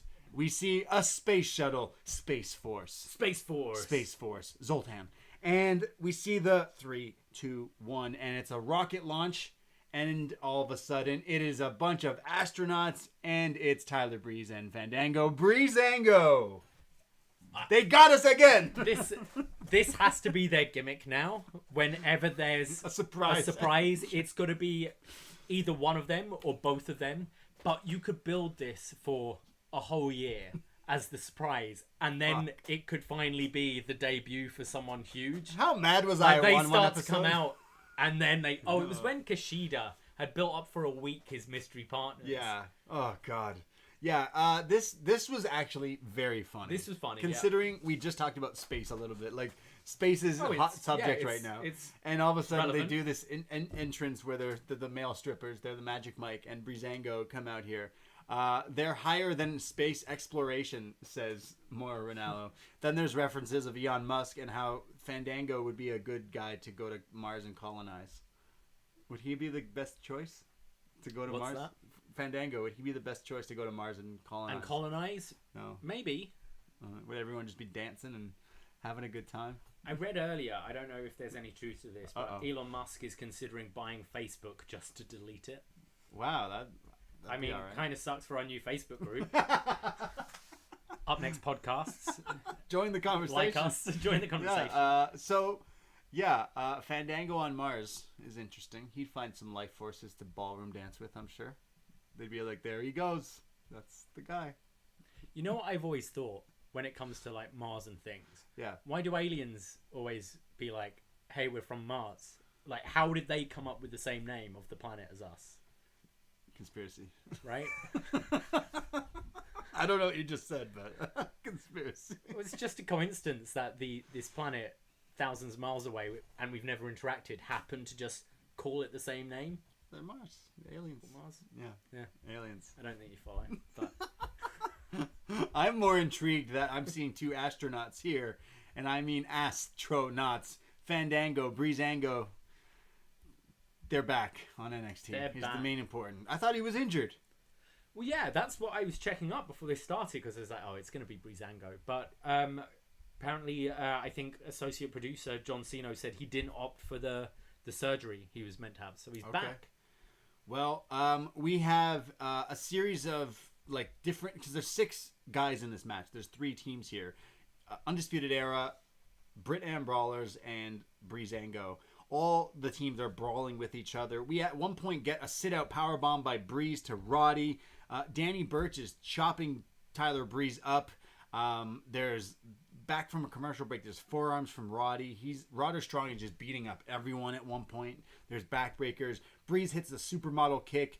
Burch gets his top rope drop kick. There's more backbreakers. There's power slams from Fandango to everyone. There's then a Falcon Arrow, and Roderick Strong breaks that up. Oney Lorcan comes in. He's hitting double blockbusters. It's madness from start to finish. There's a tope to the outside. Danny launches Fandango onto everyone else. Supermodel kicks. Undisputed Era breaks that. Dexter Lumis is in the crowd now, staring through the plexiglass. He's just staring. He's just watching. There's the beauty shot from Breeze to Bobby Fish, and Dango goes up top with the top rope Fandango leg drop, the ballroom blitz, and Breezango get the pin, and Breezango are your number 1 contenders for the NXT Tag Team titles. Yeah, bit of a surprise there. I thought this was a pretty fun match, though. Yeah. All 6 are really good. I think, as we said about kind of the stink with Tony Nese and Tattoo Jack, yeah, there is that to an extent with Breezango. But I think the two of them, Fandango especially, always impresses me. I thought his hot tag looked great when he was doing his kind of power slams, the run-up DDT and the Michinoku driver. I think he's great. It's just he's never someone I could take seriously anymore, right, because of the gimmicks he's been given. And in a different universe, I think he could be a bit more of a star than he actually is. Yeah, I think so too. I know we've been doing our Was Next, and Johnny Curtis is who he's been playing when we've been watching and doing these shows. It's just interesting that like he has potential. It just he ended up with this stinky gimmick. There's nothing you can do once you're a dancing being gimmick, a ballroom dancer. Nothing. It's so hard to get out of, and especially doing that for so long now. If you do it for a year or two, you can maybe break away, go elsewhere, prove yourself. But this long, it's difficult. But I thought this was a really enjoyable match. I agreed. There was so many. You got to get your shit in, if you will, for wrestling. Everyone got to do their stuff. Oney Lorcan and Danny Burch, for me, should have won the match. It's a kind of a shocker, upset that Breezango wins. I agree. They got new shirts. Once you Yeah. get new shirts, Well, they had a new Titantron and everything. they had a video last week. I think that's because SummerSlam isn't too far away. That's Right. only a couple of months. Don't think we're having a tag title match at In Your House. It hasn't been announced. We've already got 6 matches. Sure. So I see this being Next week. a TV Yeah. tag title match. We've got the angle with Indus Sher coming out after. Yeah, so after this match, Imperium come out with the NXT Tag Team titles, and it's kind of like a standoff between Undisputed Era, Danny and Oni, Fandango and Breeze, and then Malcolm Bivens comes out with Indus Sher, his tag team, the 2 big lads there. And it's kind of like a whole, like, what is going on here, even though Breezango won the number 1 contenders. So I'm just a little confused. This is a little foggy here. I see it. Breezango are going to face Imperium in a couple of weeks. Indus Sher will probably come out and interfere. You'll then have maybe Breezango get killed by Indus Sher in a match down the line. Right. Then maybe Imperium Indus Sher, and then SummerSlam you have like Danny and Oni going for the tag titles. Maybe a multi-team thing. Give them the win finally. But I think big win. SummerSlam, they're really aiming to have a crowd for that weekend. Are we going?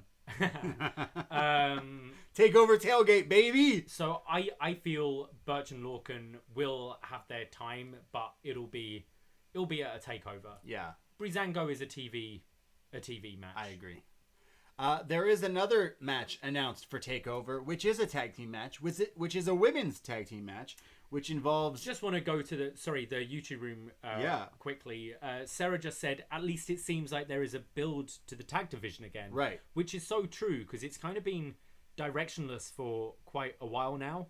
So now you've got, suddenly out of nowhere, it seems like we've got 5 teams, whereas I feel it was only a couple of weeks ago we were going, who is there? Yeah, I guess that's true. Well, the women's has teams too, which we've been saying on this show. We want the WWE women's tag team titles on this show. Yeah. Give it to us. We want this show. You ain't doing shit with it on the main roster, realistically, so give it back to us. Well, we never really had it. But Shotzi Blackheart is going to team with Mia Yim and Tegan Nox to go up against Raquel Gonzalez, Dakota Kai, and Candice LeRae at TakeOver In Your House, whether it be the pre-show or on the actual card. But this match is happening on Sunday as well, which we kind of saw the tag team with Shotzi and Tegan, and now it's going to kind of... And then, last week Candice was feuding with both Tegan and Mia Yim, so this makes sense. We'll give some predictions on the show later. Yeah. We also have an announcement for Code Orange being the theme song for this In Your House, which we stumbled upon some music today, which was Poppy, who is the usual NXT themes. She's the queen of NXT themes. And Poppy put out a cover of All the Things She Said, which is another wrestling theme somehow, some way. Victoria, yeah. But it sounds just like the OG theme. But watch it be SummerSlam's theme. Watch it. It will be used as a theme in the future. We found Poppy, All the Things She Said. We have a recap last week of Chelsea Green being interviewed post-match with her win with Charlotte Flair last week with Robert Stone. She says, yes, Robert Stone brand came through. You're right. It worked. We've worked. And after tonight, Chelsea Green is the hottest she's ever been. So that's why, Robert Stone, you're fired. And she walks off. And he's like, haha, you're fired too. Bing, bong, bang. He's doing the Anchorman. Bing, bong, you're fired. And apparently she was being serious. Why so serious, Chelsea Green? She fired Robert Stone. And now she's on her own. So no more Robert Stone. So will we see him? She's looking for new management. So will we see her with new management, or will we see him with new talent, essentially? We have Aaliyah versus Santana Garrett, and boy, was I right, because Robert Stone pretty much comes down to the ring beginning of this match, because he's now scouting Aaliyah, and he's kind of looking rough. He is, yeah. Tom Phillips describes him as Ari Gold after a bender. Which Ari Gold from Entourage. Jeremy Piven. Very accurate description. He does look like Jeremy Piven. He just needs his Lloyd now to scream at. Aaliyah versus Santana Garrett.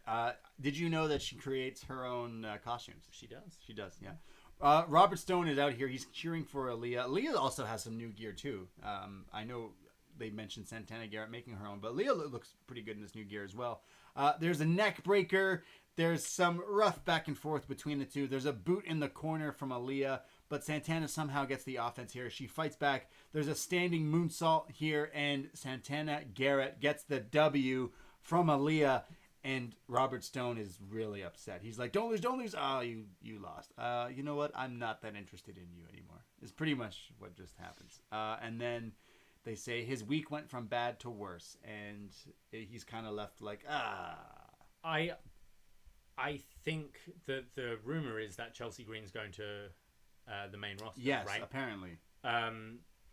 So yeah, I see that happening. I do see Aaliyah eventually being with Robert Stone. Sure. I do want to kind of see him build up a bit of a roster. Stable, a bit of a roster.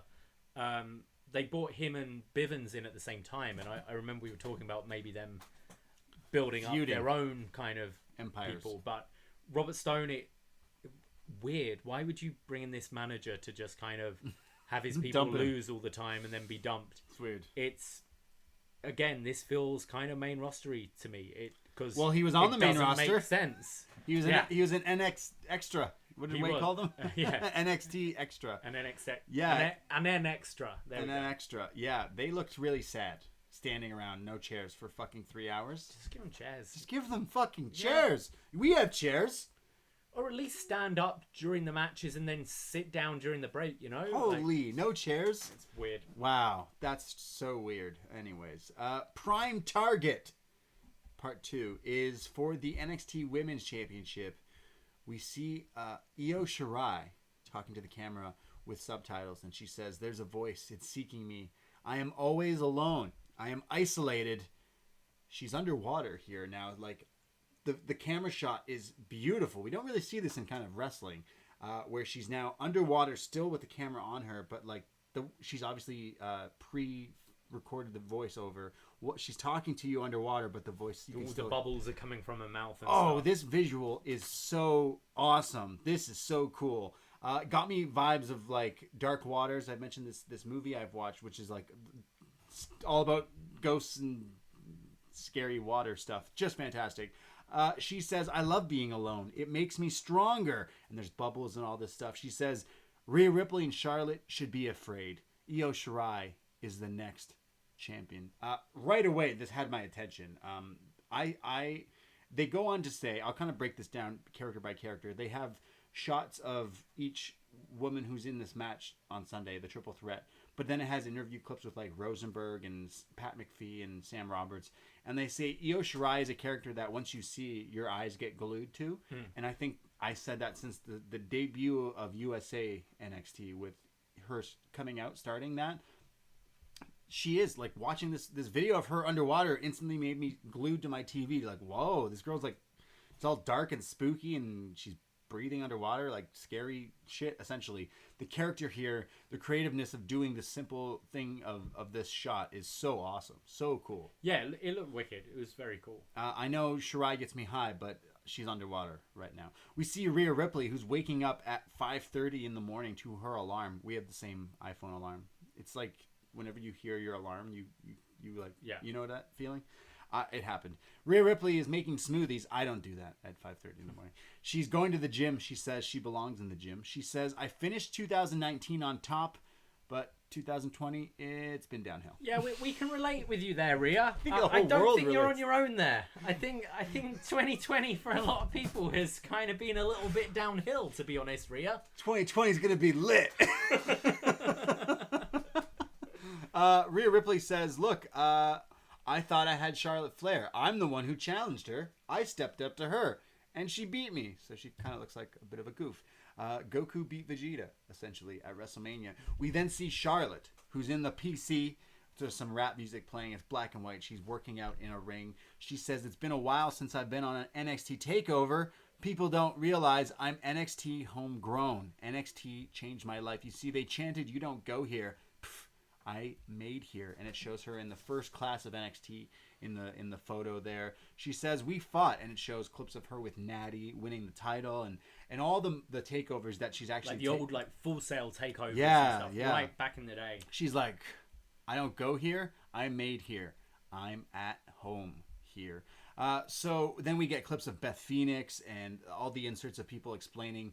We get more on Io Shirai, the clips of her from Japan. We get the NXT debut of a former Rainmaker Kazuchika Okada with a little appearance here in the background of a photo. Young Kazu. Shout out Young Kazu. Once I saw, I got a little emotional just because I'm like, fuck, I miss New Japan so much. So Okada making his debut here. We see that Io Shirai has been wrestling in Japan for 10 years, and Natalia in an interview says that male or female, Io Shirai is hands down one of the best wrestlers alive. You want to know more about her. She has a mystique. And Pat McPhee calls her a Wolverine or a spider monkey, and that she's winning this Sunday. Yeah, it just rips your face off when she wrestles. Yeah, she says, I think Rosenberg, which I like this description. Big fan I'm pretty of sure it was Rosenberg, said she reminds me of AJ Styles, as in she's done everything all over the world for years and years before she came here, and has come here as an established thing. I remember in that Mae Young Classic that she was in, they said that she was voted in Japan as Wrestler of the Year. Right. Not Women's Wrestler of the Year, Wrestler of the Year, above the likes of Okada. Kota Ibushi and Okada and Tanahashi. And this was the first time, I'd say, since that Mae Young Classic that they really kind of dived into that. Well, you know why, right? Because she's winning. Hopefully. But this is more of the prime target I wanted. Yes. I felt still they could have gone more in depth with it. I really enjoyed this one because it showed the stories of three of them. It made sense. And this one made sense. Yeah, it checked out. It was so good. Even Rhea Ripley's like, yeah, I was on top, and now I'm kind of realizing that this is the game of this career. And wow, did I make a mistake? So I'm going to try to fix my mistakes. I'm working out every day at 5:30. Even when I'm in quarantine, I'm working out. And we've said she's come across as heelish recently. She didn't here. But I wouldn't say any of them did.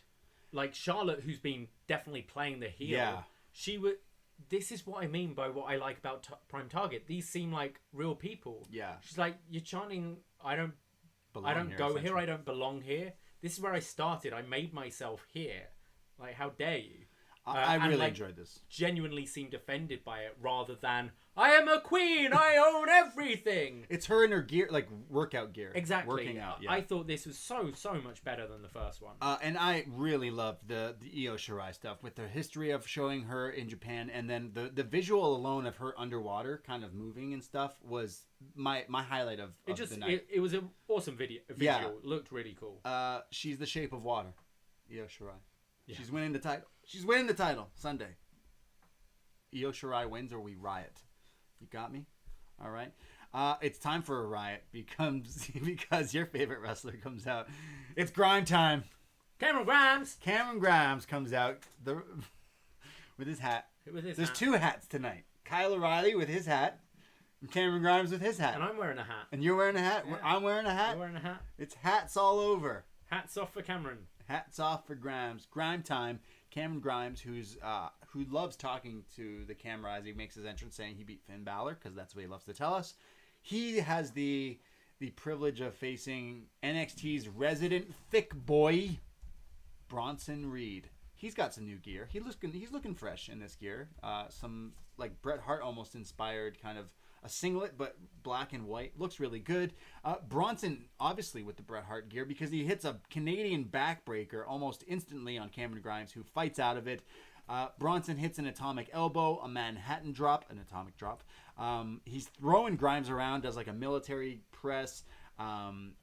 There's a hip attack in the corner. Grimes finally starts to fight back, and just when you think everything is going Bronson Reed's way, there is the cave-in from Cameron Grimes, and just like that, he gets the win on Bronson Reed. And then as his theme song is playing and the cameras look, not only does he put his hat back on after winning, he says, I beat Finn Balor just like that, and I did it again right here. Ooh. So they're really saying the cave-in is the move. He's like, yo, I ain't shit, but that move I do will beat you. I loved the fact that he puts his hat on after the match.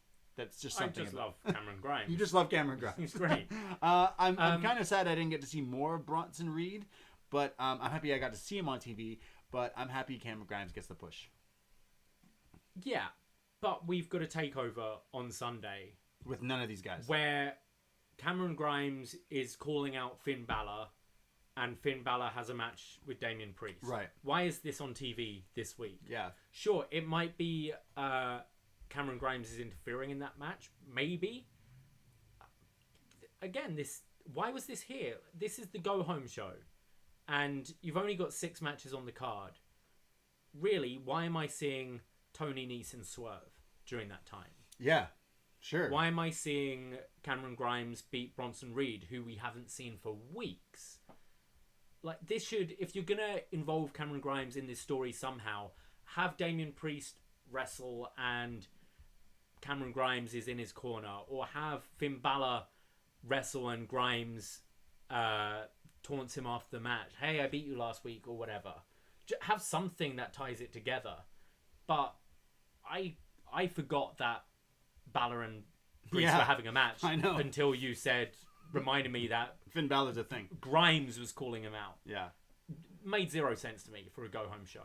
After this match, Karrion Kross just shows up in the middle of the ring, scares Cameron Grimes away while Reed is just laying out.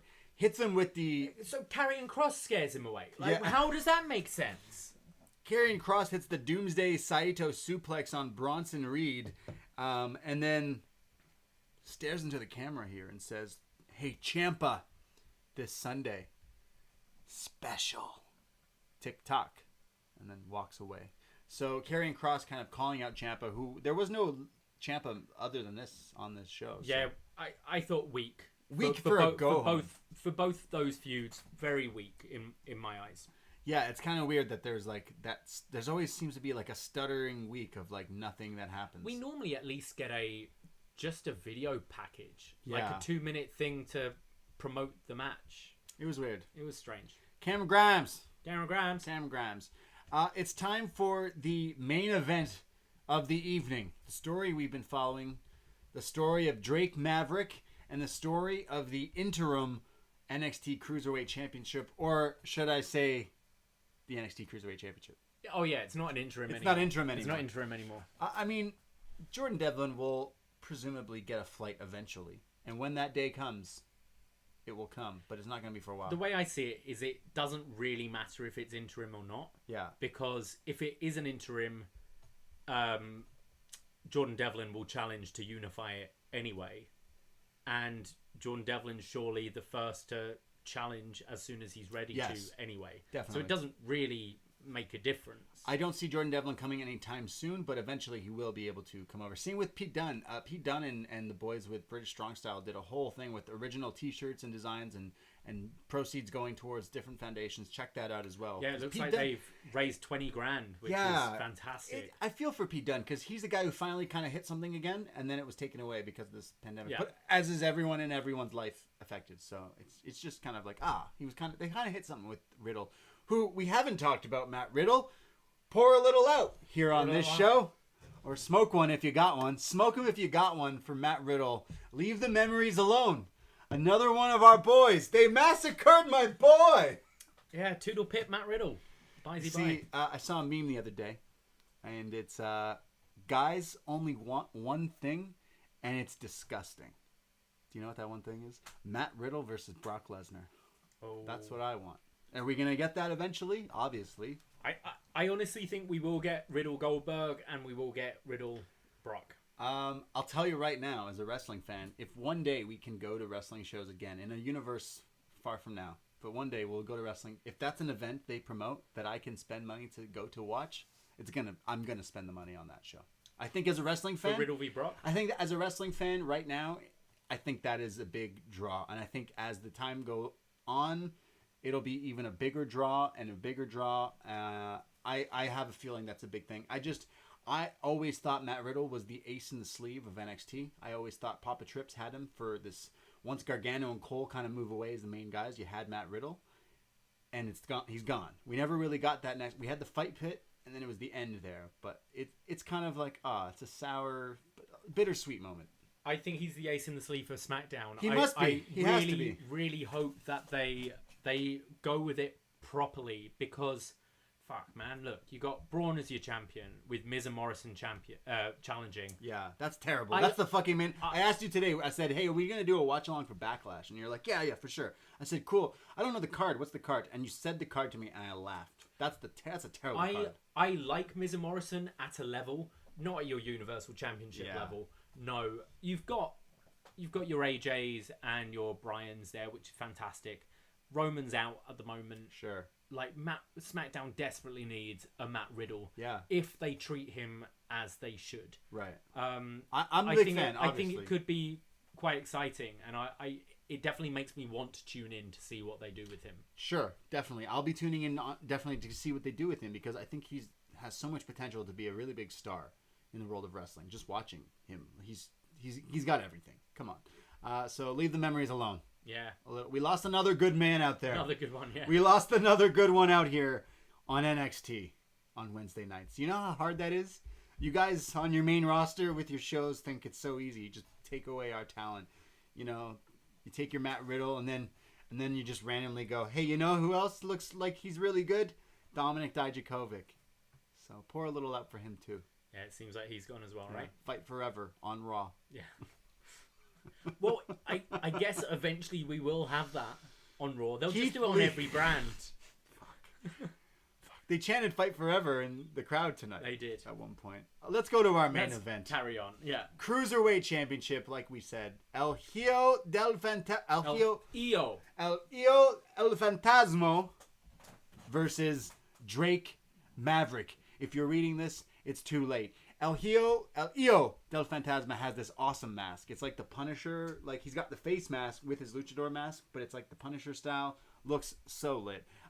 Drake is obviously the underdog in this match, and the bell rings. And as soon as it does, Fantasma tries to get the roll up on Drake right after he went to shake his hand. So it's kind of cheeky. It's kind of showing him like he's kind of a. He was playing the heel in this match. I think that he is a baby face at the moment. Yeah. But he's de facto heel in this match against Drake Maverick. So why not play it? It did a handshake, and then instantly he tries to roll the guy up. Exactly. He's Io El Bastidor, something like that. Son of the bastards. For trying to handshake a guy and pinning him. It's mean stuff, man. They go back and forth. Drake gets body slammed on his shoulder, which looks like it hurts. Just a loud thud noise. But he fights back, hits a head scissors, sending him out of there. There's then Maverick, who runs off the apron with a tope, a senton essentially, off the apron onto El Hijo del Fantasma. There's then a sit-out powerbomb by Fantasma on the outside. I was not expecting this. He just picks him up and then hits him dumps him. Sit-out powerbomb. Very painful. Just ouchie. Drake Maverick, we mentioned how he's such a good, on the microphone, such a good actor. He's screaming in agony here. Back in the ring, Fantasma has a surfboard on Drake, just lifting him in the air here. There's then a backdrop suplex for a 2 count.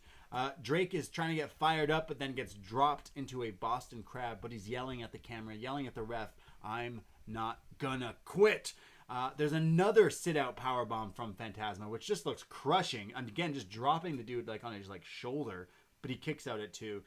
He says he's not quitting, whatever he does.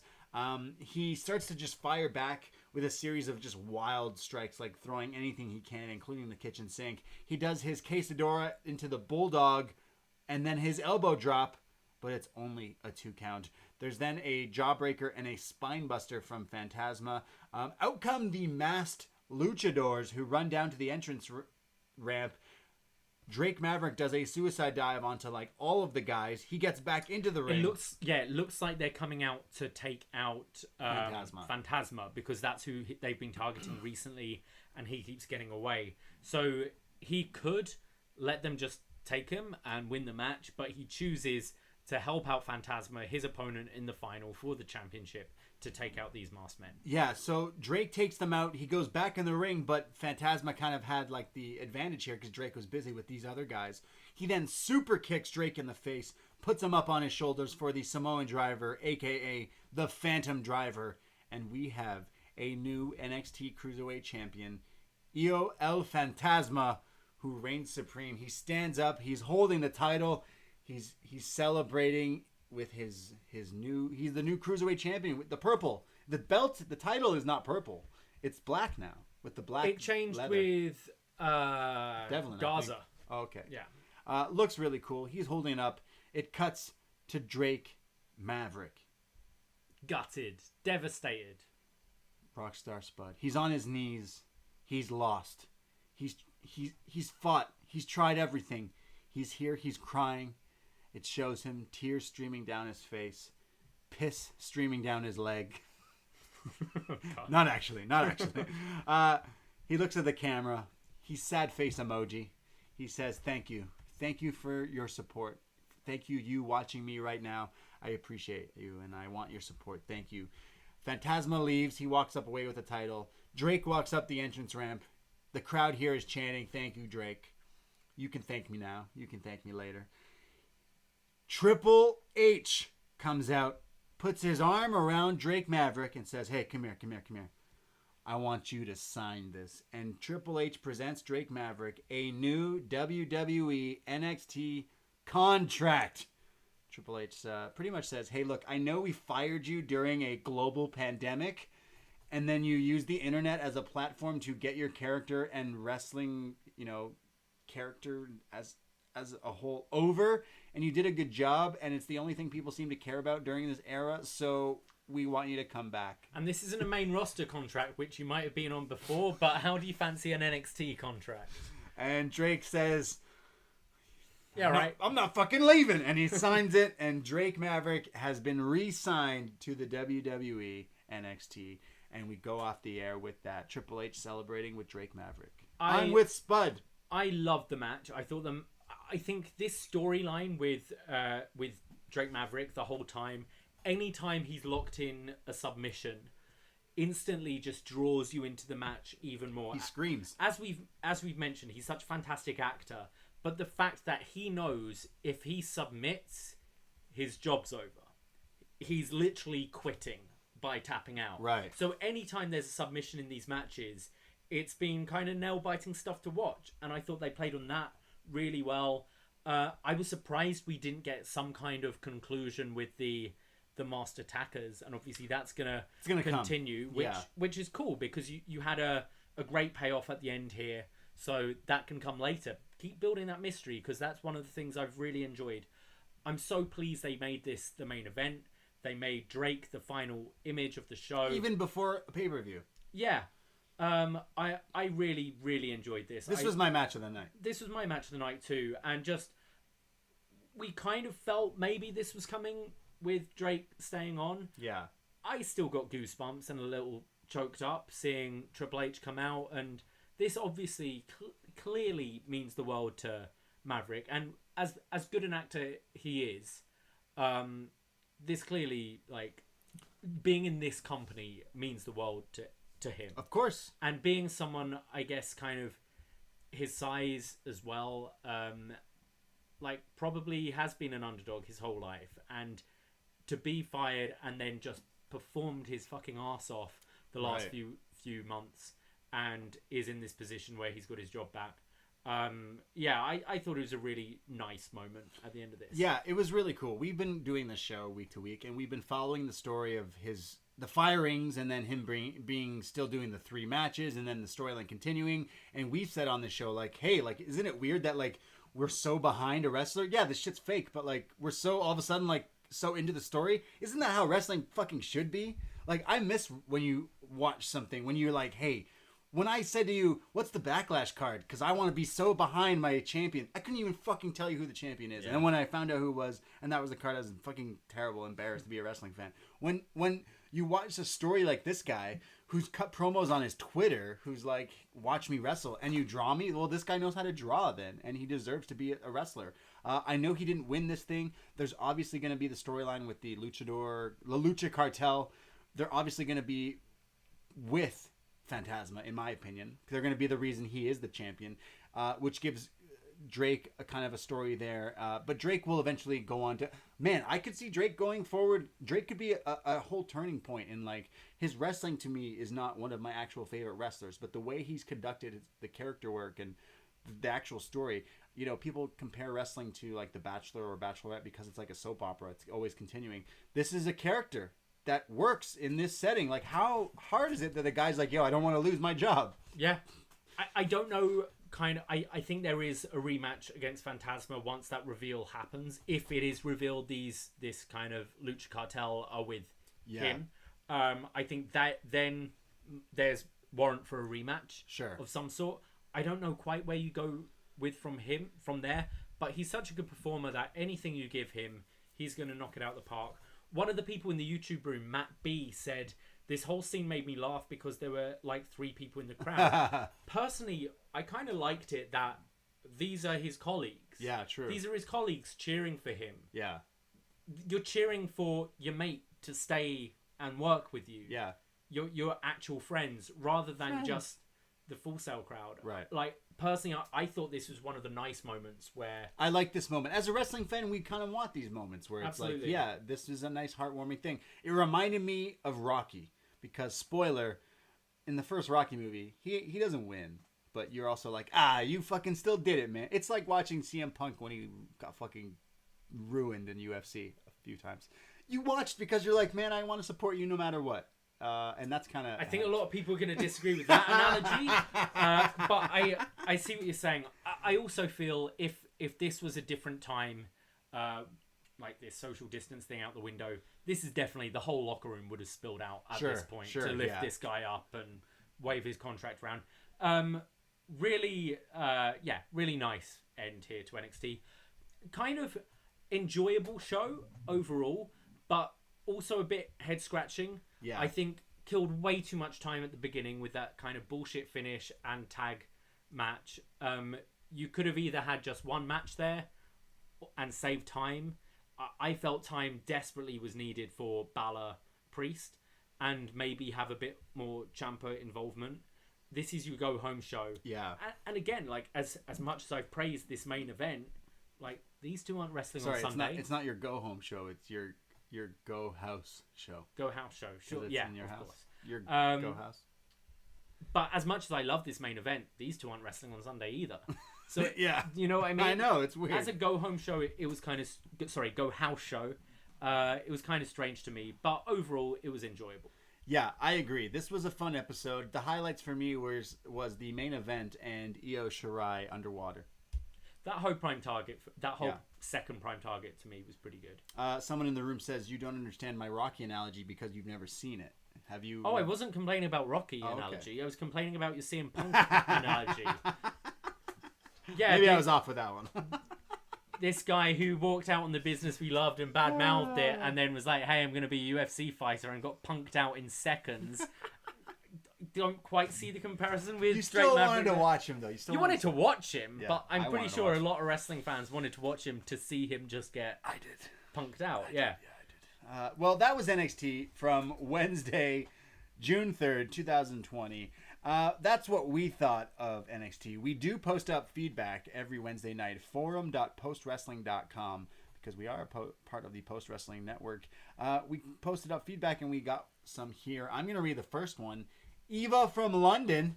Since the actual greatest NXT champion is now on Raw, I need a different wrestler for random facts each week. So let's try this out. Thatch Facts. Hey, I like it. Someone we didn't have on the show tonight, who off a hot win last week, who's also not at TakeOver this weekend. Weird. Well, that makes sense to me.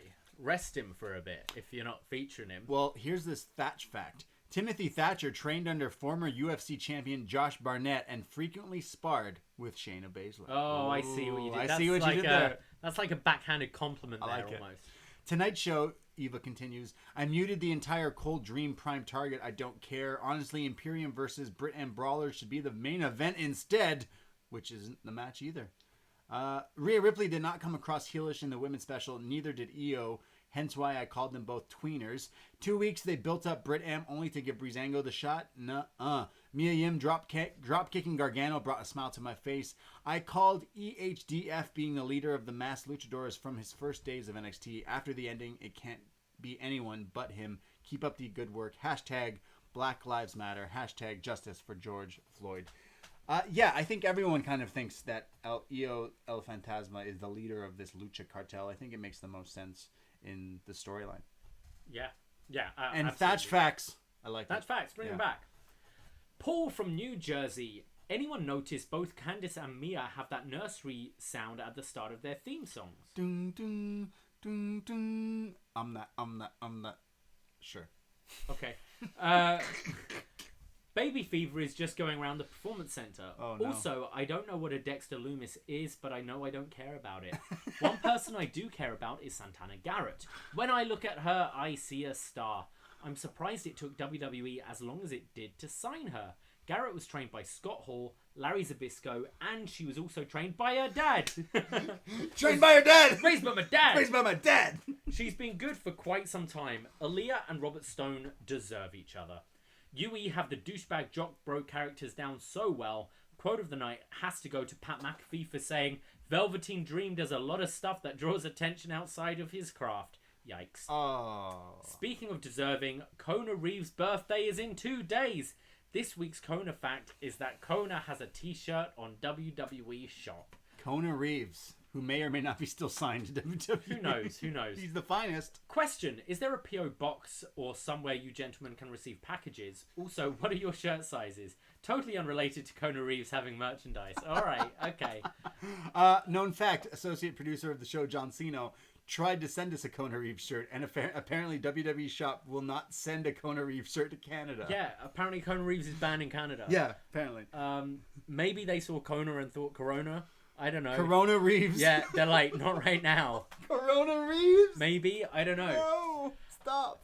Cool to see WWE superstars talk about the George Floyd murder. They usually stay quiet when it comes to stuff like this. The responses that I've seen have been pretty disgusting. Hope this leads to some change. Stay safe. Thank you, Paul. Yeah, I saw WWE post a lot of stuff. I saw the McMahons post a lot of stuff. But anytime WWE posts something like trying to be supportive of, racial matters, I just can't help of thinking of all the fucking terrible dog shit they've put out over the years that have been super racist. I agree. Including Vince McMahon saying things on air as a joke. It's actions that are going to change. You can't change the past. And, sure, WWE have done a lot of stuff, and I'm not defending that. Right. But posting, a statement like that isn't enough. When we see that there is change in that company, then I believe that you are actually taking the issue on board, right? Yeah. We do have a P.O. box. It's the BDE. Yeah. BDE Canada.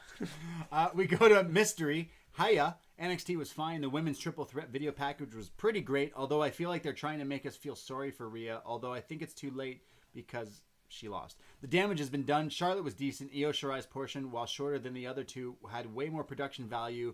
She came across the biggest star in NXT right now. I hope she wins on Sunday. She was the only woman in this package who came across as a legitimate big deal. I agree. Drake Maverick getting a contract after losing a hard-fought battle is a pretty feel-good moment. They had me up until that, though.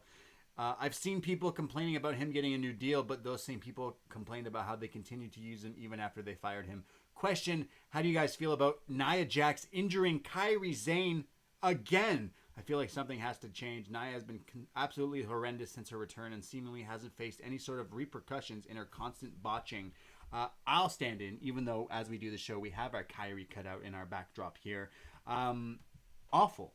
We've been making jokes about Nia Jax for so long about how she's injuring people. They made it her gimmick. She's been using it on social media that she's unsafe as her gimmick. Fucking terrible. Fucking stupid. Get her off TV. Don't like her. Not a fan. You know what? You talk about wrestlers that you see and you want to go for a smoke break. Nia Jax is number one on that list. I'm never going to be one to, unless you do something really fucked up, I don't like calling for someone to be fired, especially in these... Oh, no. Especially in these times. But, that being said, she's been in the company a long time and has regressed, if anything. Yep. Remember, years ago, Big Show came in. Big deal. Came in from WCW, The Giant, Paul White, came in for a bit, even had a world title run. And then they were like, you're kind of shit. And sent him to OVW for a while. Right. And they're like, you need work. You're out of shape. You're, not wrestling well. Sent him to OVW to kind of train and work. And then I think he returned at the Royal Rumble. you need to do something, but putting her on TV every week being unsafe, especially against a woman like half her size, like Kairi Sane, who is an incredible worker and knows how to be safe. Sure, accidents happen. All of these incidents that have happened might not be entirely Nia's fault. Sure. But it's been stacking up. Now, you either need to look to transition her out of wrestling full stop and try and find another role that she suits if you want to keep her in the company. Right. Or get her training. Get her off TV. Get her working with some decent people who can train her well and like stop injuring people. Yeah. Because NXT, she came in. She did a match with her and Asuka, did they not? What? Fuck. Probably have. NXT? Yeah. She had matches with Bayley. But NXT, she wasn't in too long. They brought her in, they signed her. Take over she the trained end. A little Nia bit. Jax versus Asuka. Yeah. She trained a little bit, and then she was on TV, and then she was in the title picture like right away, and she wasn't even in NXT long before they moved her up. So you got to do something. Like some sort of action needs to take place. And come on, stop hurting people. Yeah, I know we are a podcast where we just usually kind of give our like opinions more so like on things, and I will say like as a wrestling fan, you all have your one least favorite wrestler. I think I can say Nia Jax is my least favorite wrestler of all time. That's just my opinion, man. We do have one more piece of feedback. Do you want to read it? Sure, yeah. We go to Andrew from Cape Breton. Drake Maverick had me hooked, so instead of watching Cody versus Jungle Boy, I watched the main event tonight. The story of Maverick has been my favourite thing about NXT, and questions still remained. When Impact ran their Slammiversary ad and it featured Drake Maverick, it got me thinking, is this really it? Even since Impact got WWE footage for some Ken Shamrock vignettes, it always felt like WWE and Impact are in bed together more, and I wonder if there was some communication between the two to throw a curveball at people, or it could be a mistake, which also wouldn't be shocking. Anyway, I'm glad Drake Maverick is staying in WWE, as he was one of the best things to watch in NXT in quite some time. Yeah, so because I write the Impact reports for Post Wrestling. When I first saw that video, I assumed that all these people were coming to Impact. Yeah. After a bit of time, I think it's one of those people is signed to Impact, and that's who is in the chair drinking the whiskey, watching on. EC3. You think it's EC3, which would make sense. So they're just using past footage they've got, like all the footage they showed of, like you had Eric Young, you had like Gallows and Anderson. Right. All of them have, but barely been there really. Like, but they've got footage. They own footage of them that they can show. Yeah, I think they do. That's what I think they did there. So, but in a way, you Zack Ryder. They made this episode more interesting by us seeing Drake Maverick on Tuesday night, because you go, oh, I think he's gone then. This is legit. Yeah. So they actually helped WWE out there. But I thought that Impact video was actually pretty cool, pretty well done. So EC3 and Impact with Drake Maverick, Rockstar Spud, while he works both companies. He just works both because they're in bed. Yeah, they're in bed. I wish they were in bed when I worked there, because my paychecks would have been a lot nicer. Yeah. So that was NXT from Wednesday, June 3rd, 2020. Thank you for listening to us. Again, we do have a Twitter. We do have a Facebook. Join the new Facebook. Join the Twitter at upNXT Podcast and Facebook upNXT Podcast. There is a group you can join, which we are so already. We've got like we're past 100 people, and these 100 people are already so interactive on the group chat there. So I know Facebook is a no-no, but if you still use it and want to use that instead of Twitter and stuff, we'll use that, and that's where you can find us. And join our Patreon, because we do so many NXT shows. We do our upNXT every Thursday. We do our AEW kind of versus NXT review, which is a lot of fun to do. We talk about which matches were the best of the night and which show we liked, and review AEW in whole as well. We did our AEW Double or Nothing watch along and post show, which is up on our Patreon. We did our best match ever, Stan Hansen with John Pollock, which was so much fun last month. That's up there. We have our Godfather review, which was really long, but was it worth it? Was it worth it? That was one of our favorite shows we've done as well with our world champ. We've done so many fun things, and it's been killer, and we've been enjoying. And we're live on YouTube every Wednesday, and we're live this Sunday for TakeOver in your house. Yes, we'll be live on YouTube from 7 p.m. youtube.com/upNXT for our watch long, and we'll go straight into the review right after. So if you want to listen to our review right away, just stay on. But we did promise we would do our predictions. So while we're on the subject of NXT TakeOver in your house, I have the card up in front of me. Let's do it. So we start off with Mia Yim, Tegan Nox, and Shotzi Blackheart versus Candice LeRae, Dakota Kai, and Raquel Gonzalez. My prediction, Shotzi Blackheart gets the victory because she was raised by her dad. Oh, raised by her dad. Instantly gets the W. I kind of want to see the heels win this one. Get out. Nope. Yeah. Shotzi over everyone. Have the heels win, and you can split up into singles feuds. They can win cheekily, and then you set up weeks of TV there. Shotzi for the win. So that means Shotzi's taking the pin, isn't? Yeah. No, Mia's taking the. No, I don't know any of them. Who cares? We go to Finn Balor versus Damian Priest. All I know is the nightstick is getting involved. Yes. The nightstick. Maybe demon? No demon. This is Balor using the nightstick this time. Whoa! Yeah. Because he's got this violent, vicious edge now. Who doesn't? Yeah, this is a weird I really felt this could have done with something this week. Yeah, this is the match I don't care about. I'd have even taken a prime target on this rather than this match is Dream whatever. and Cole. Why are they fighting? Because he's Finn Balor and he wants to fight him. Yeah. Finn wins. Is my I'm going to go Finn. Yeah. Keith Lee versus Johnny Gargano for the North American Championship. This is going to be the show stealer. This is going to be the reason why you tune in on Sunday night in my prediction. My prediction is Keith Lee retains, but I'm going to change it because of something I want to see, and I want to see Johnny Gargano become North American champion.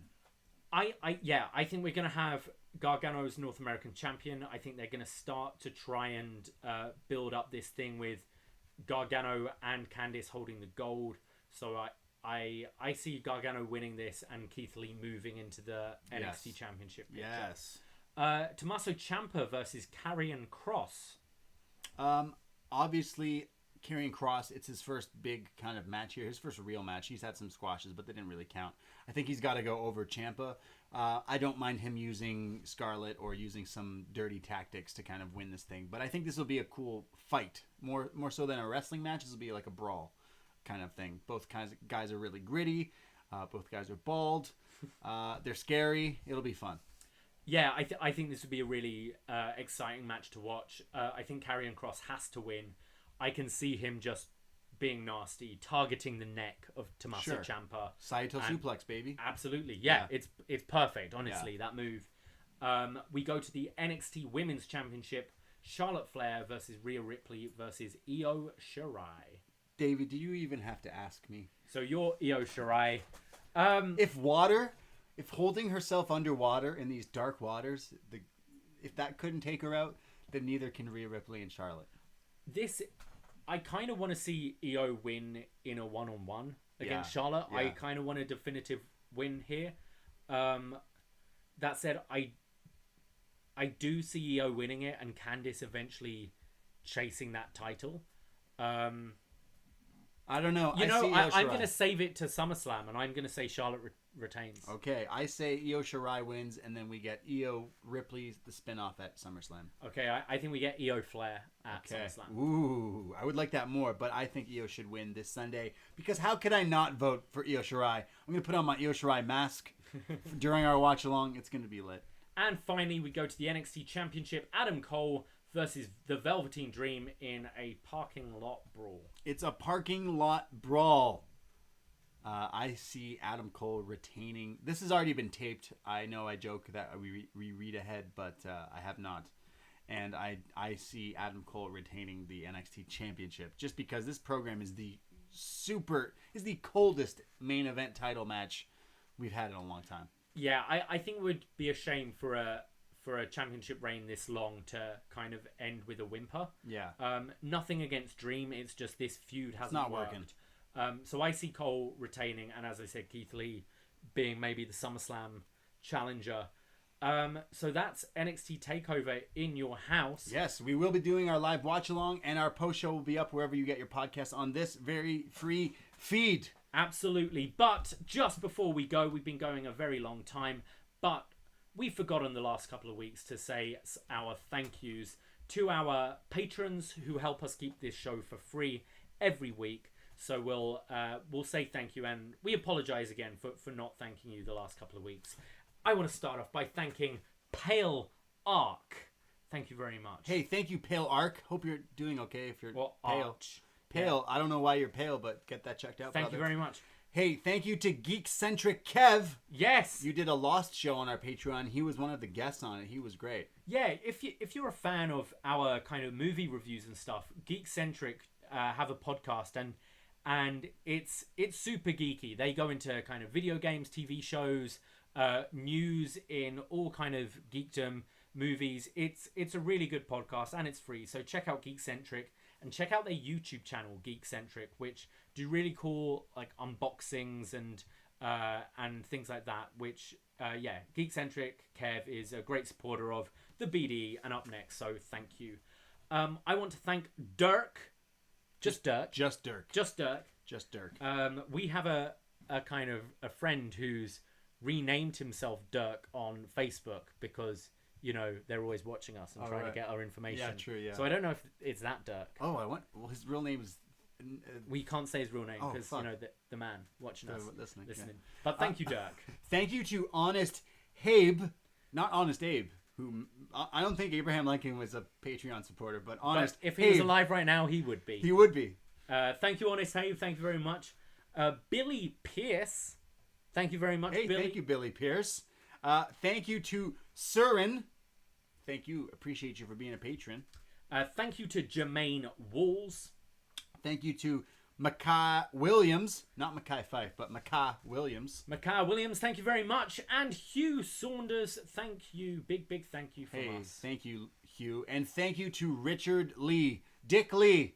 Thank you, dude. Thank you for being a patron. Thank you to all our patrons. Thank you to all of our listeners every Wednesday night. But our patrons is kind of what keeps this show going, kind of keeps us, letting us do what we love to do. And podcasting is what we love to do. We mentioned The Godfather. We mentioned all the best match ever. We've done a lockdown. You see, we're all in lockdown. So we reviewed a lockdown, TNA Lockdown 2009, headlined by Sting and Mick Foley. That's up on our Patreon. We reviewed that. We reviewed so many things in May, and it's just getting crazier. So yep, this month, if you're interested, we've got Best Match Ever for Best of the Super Juniors Finals from 2010 to 2019. We've got Best Match Ever for Backlash. Think of all the best Backlash matches. Surprisingly, there's been a bunch of good Backlash matches. So we've got that. As we mentioned earlier, we've got Bloodsport coming up on Up Yours. We have My Dad is a Heel Wrestler. We've got our episodes of Was Next, where we look back at 2012. Have a look at the Facebook page. Have a look at our Twitter. You can see the full schedule. If it's something that might interest you, throw us a few dollars and subscribe. $5 a month gets you the North American tier, and you get access to like all those shows and all the back catalog and everything, and it helps us and helps. This is our job, and this is what we've been doing, and we're stuck in quarantine, but we've been killing it. We've been putting in the time and doing all this stuff, and we appreciate all our listeners and all our fans. Even if you just listen to this show, well, thank you. And give us a rating wherever you find your podcasts. A rating, a review, a nice thing. It all helps because be nice to each other. And finally, we've got our final Star Wars review. What? John and Way are doing their Endgame review. They're wrapping up the MCU, and we're wrapping up the SWU with Rise of Skywalker coming out for free on this very feed in the next couple of weeks. We've got so many podcasts. Get watching. This summer is going to be wild. We've been doing our UpNXTras, our AEW reviews is on our Patreon as well every Thursday with the AEW Dynamite reviews, and we've been doing it in our backyard, in our back garden with cameos of squirrels and neighbors and everything. Dogs named Mora. Yeah. All these things. So thank you for everyone for listening. Again, these are strange times. Don't we wish we could all get on a Space Force jet to a different planet, but it doesn't work like that. This is our only planet, and we got to treat it right. We got to treat each other right. So if you got anything out of this, is never give up on your dreams, because that's what Drake Maverick taught me. But also be kind to one another. Wash your hands. Just be good. Just be good. You know, you got one life. Live it now. Educate yourselves. Educate each other. Love each other. Fuck Donald Trump. And God bless. Yeah, you stole my last line. I had it saved for the whole show. You can say my last line then. What was your last line? Ahoy. Ahoy, yeah. Take care of yourselves. Goodbye. Fuck Donald Trump. Ahoy! Oh! It is warm in here. It is warm in here. Sweating. Hey, everyone in the YouTube room, thank you. Thank you very much. Look, my can is sweating. My you can didn't even is open literally sweating. You didn't even open your can. No, well, I opened the other one. All my drinks are sweating. I'm sweating. My bum is sweating. Fuck Trump. Yeah.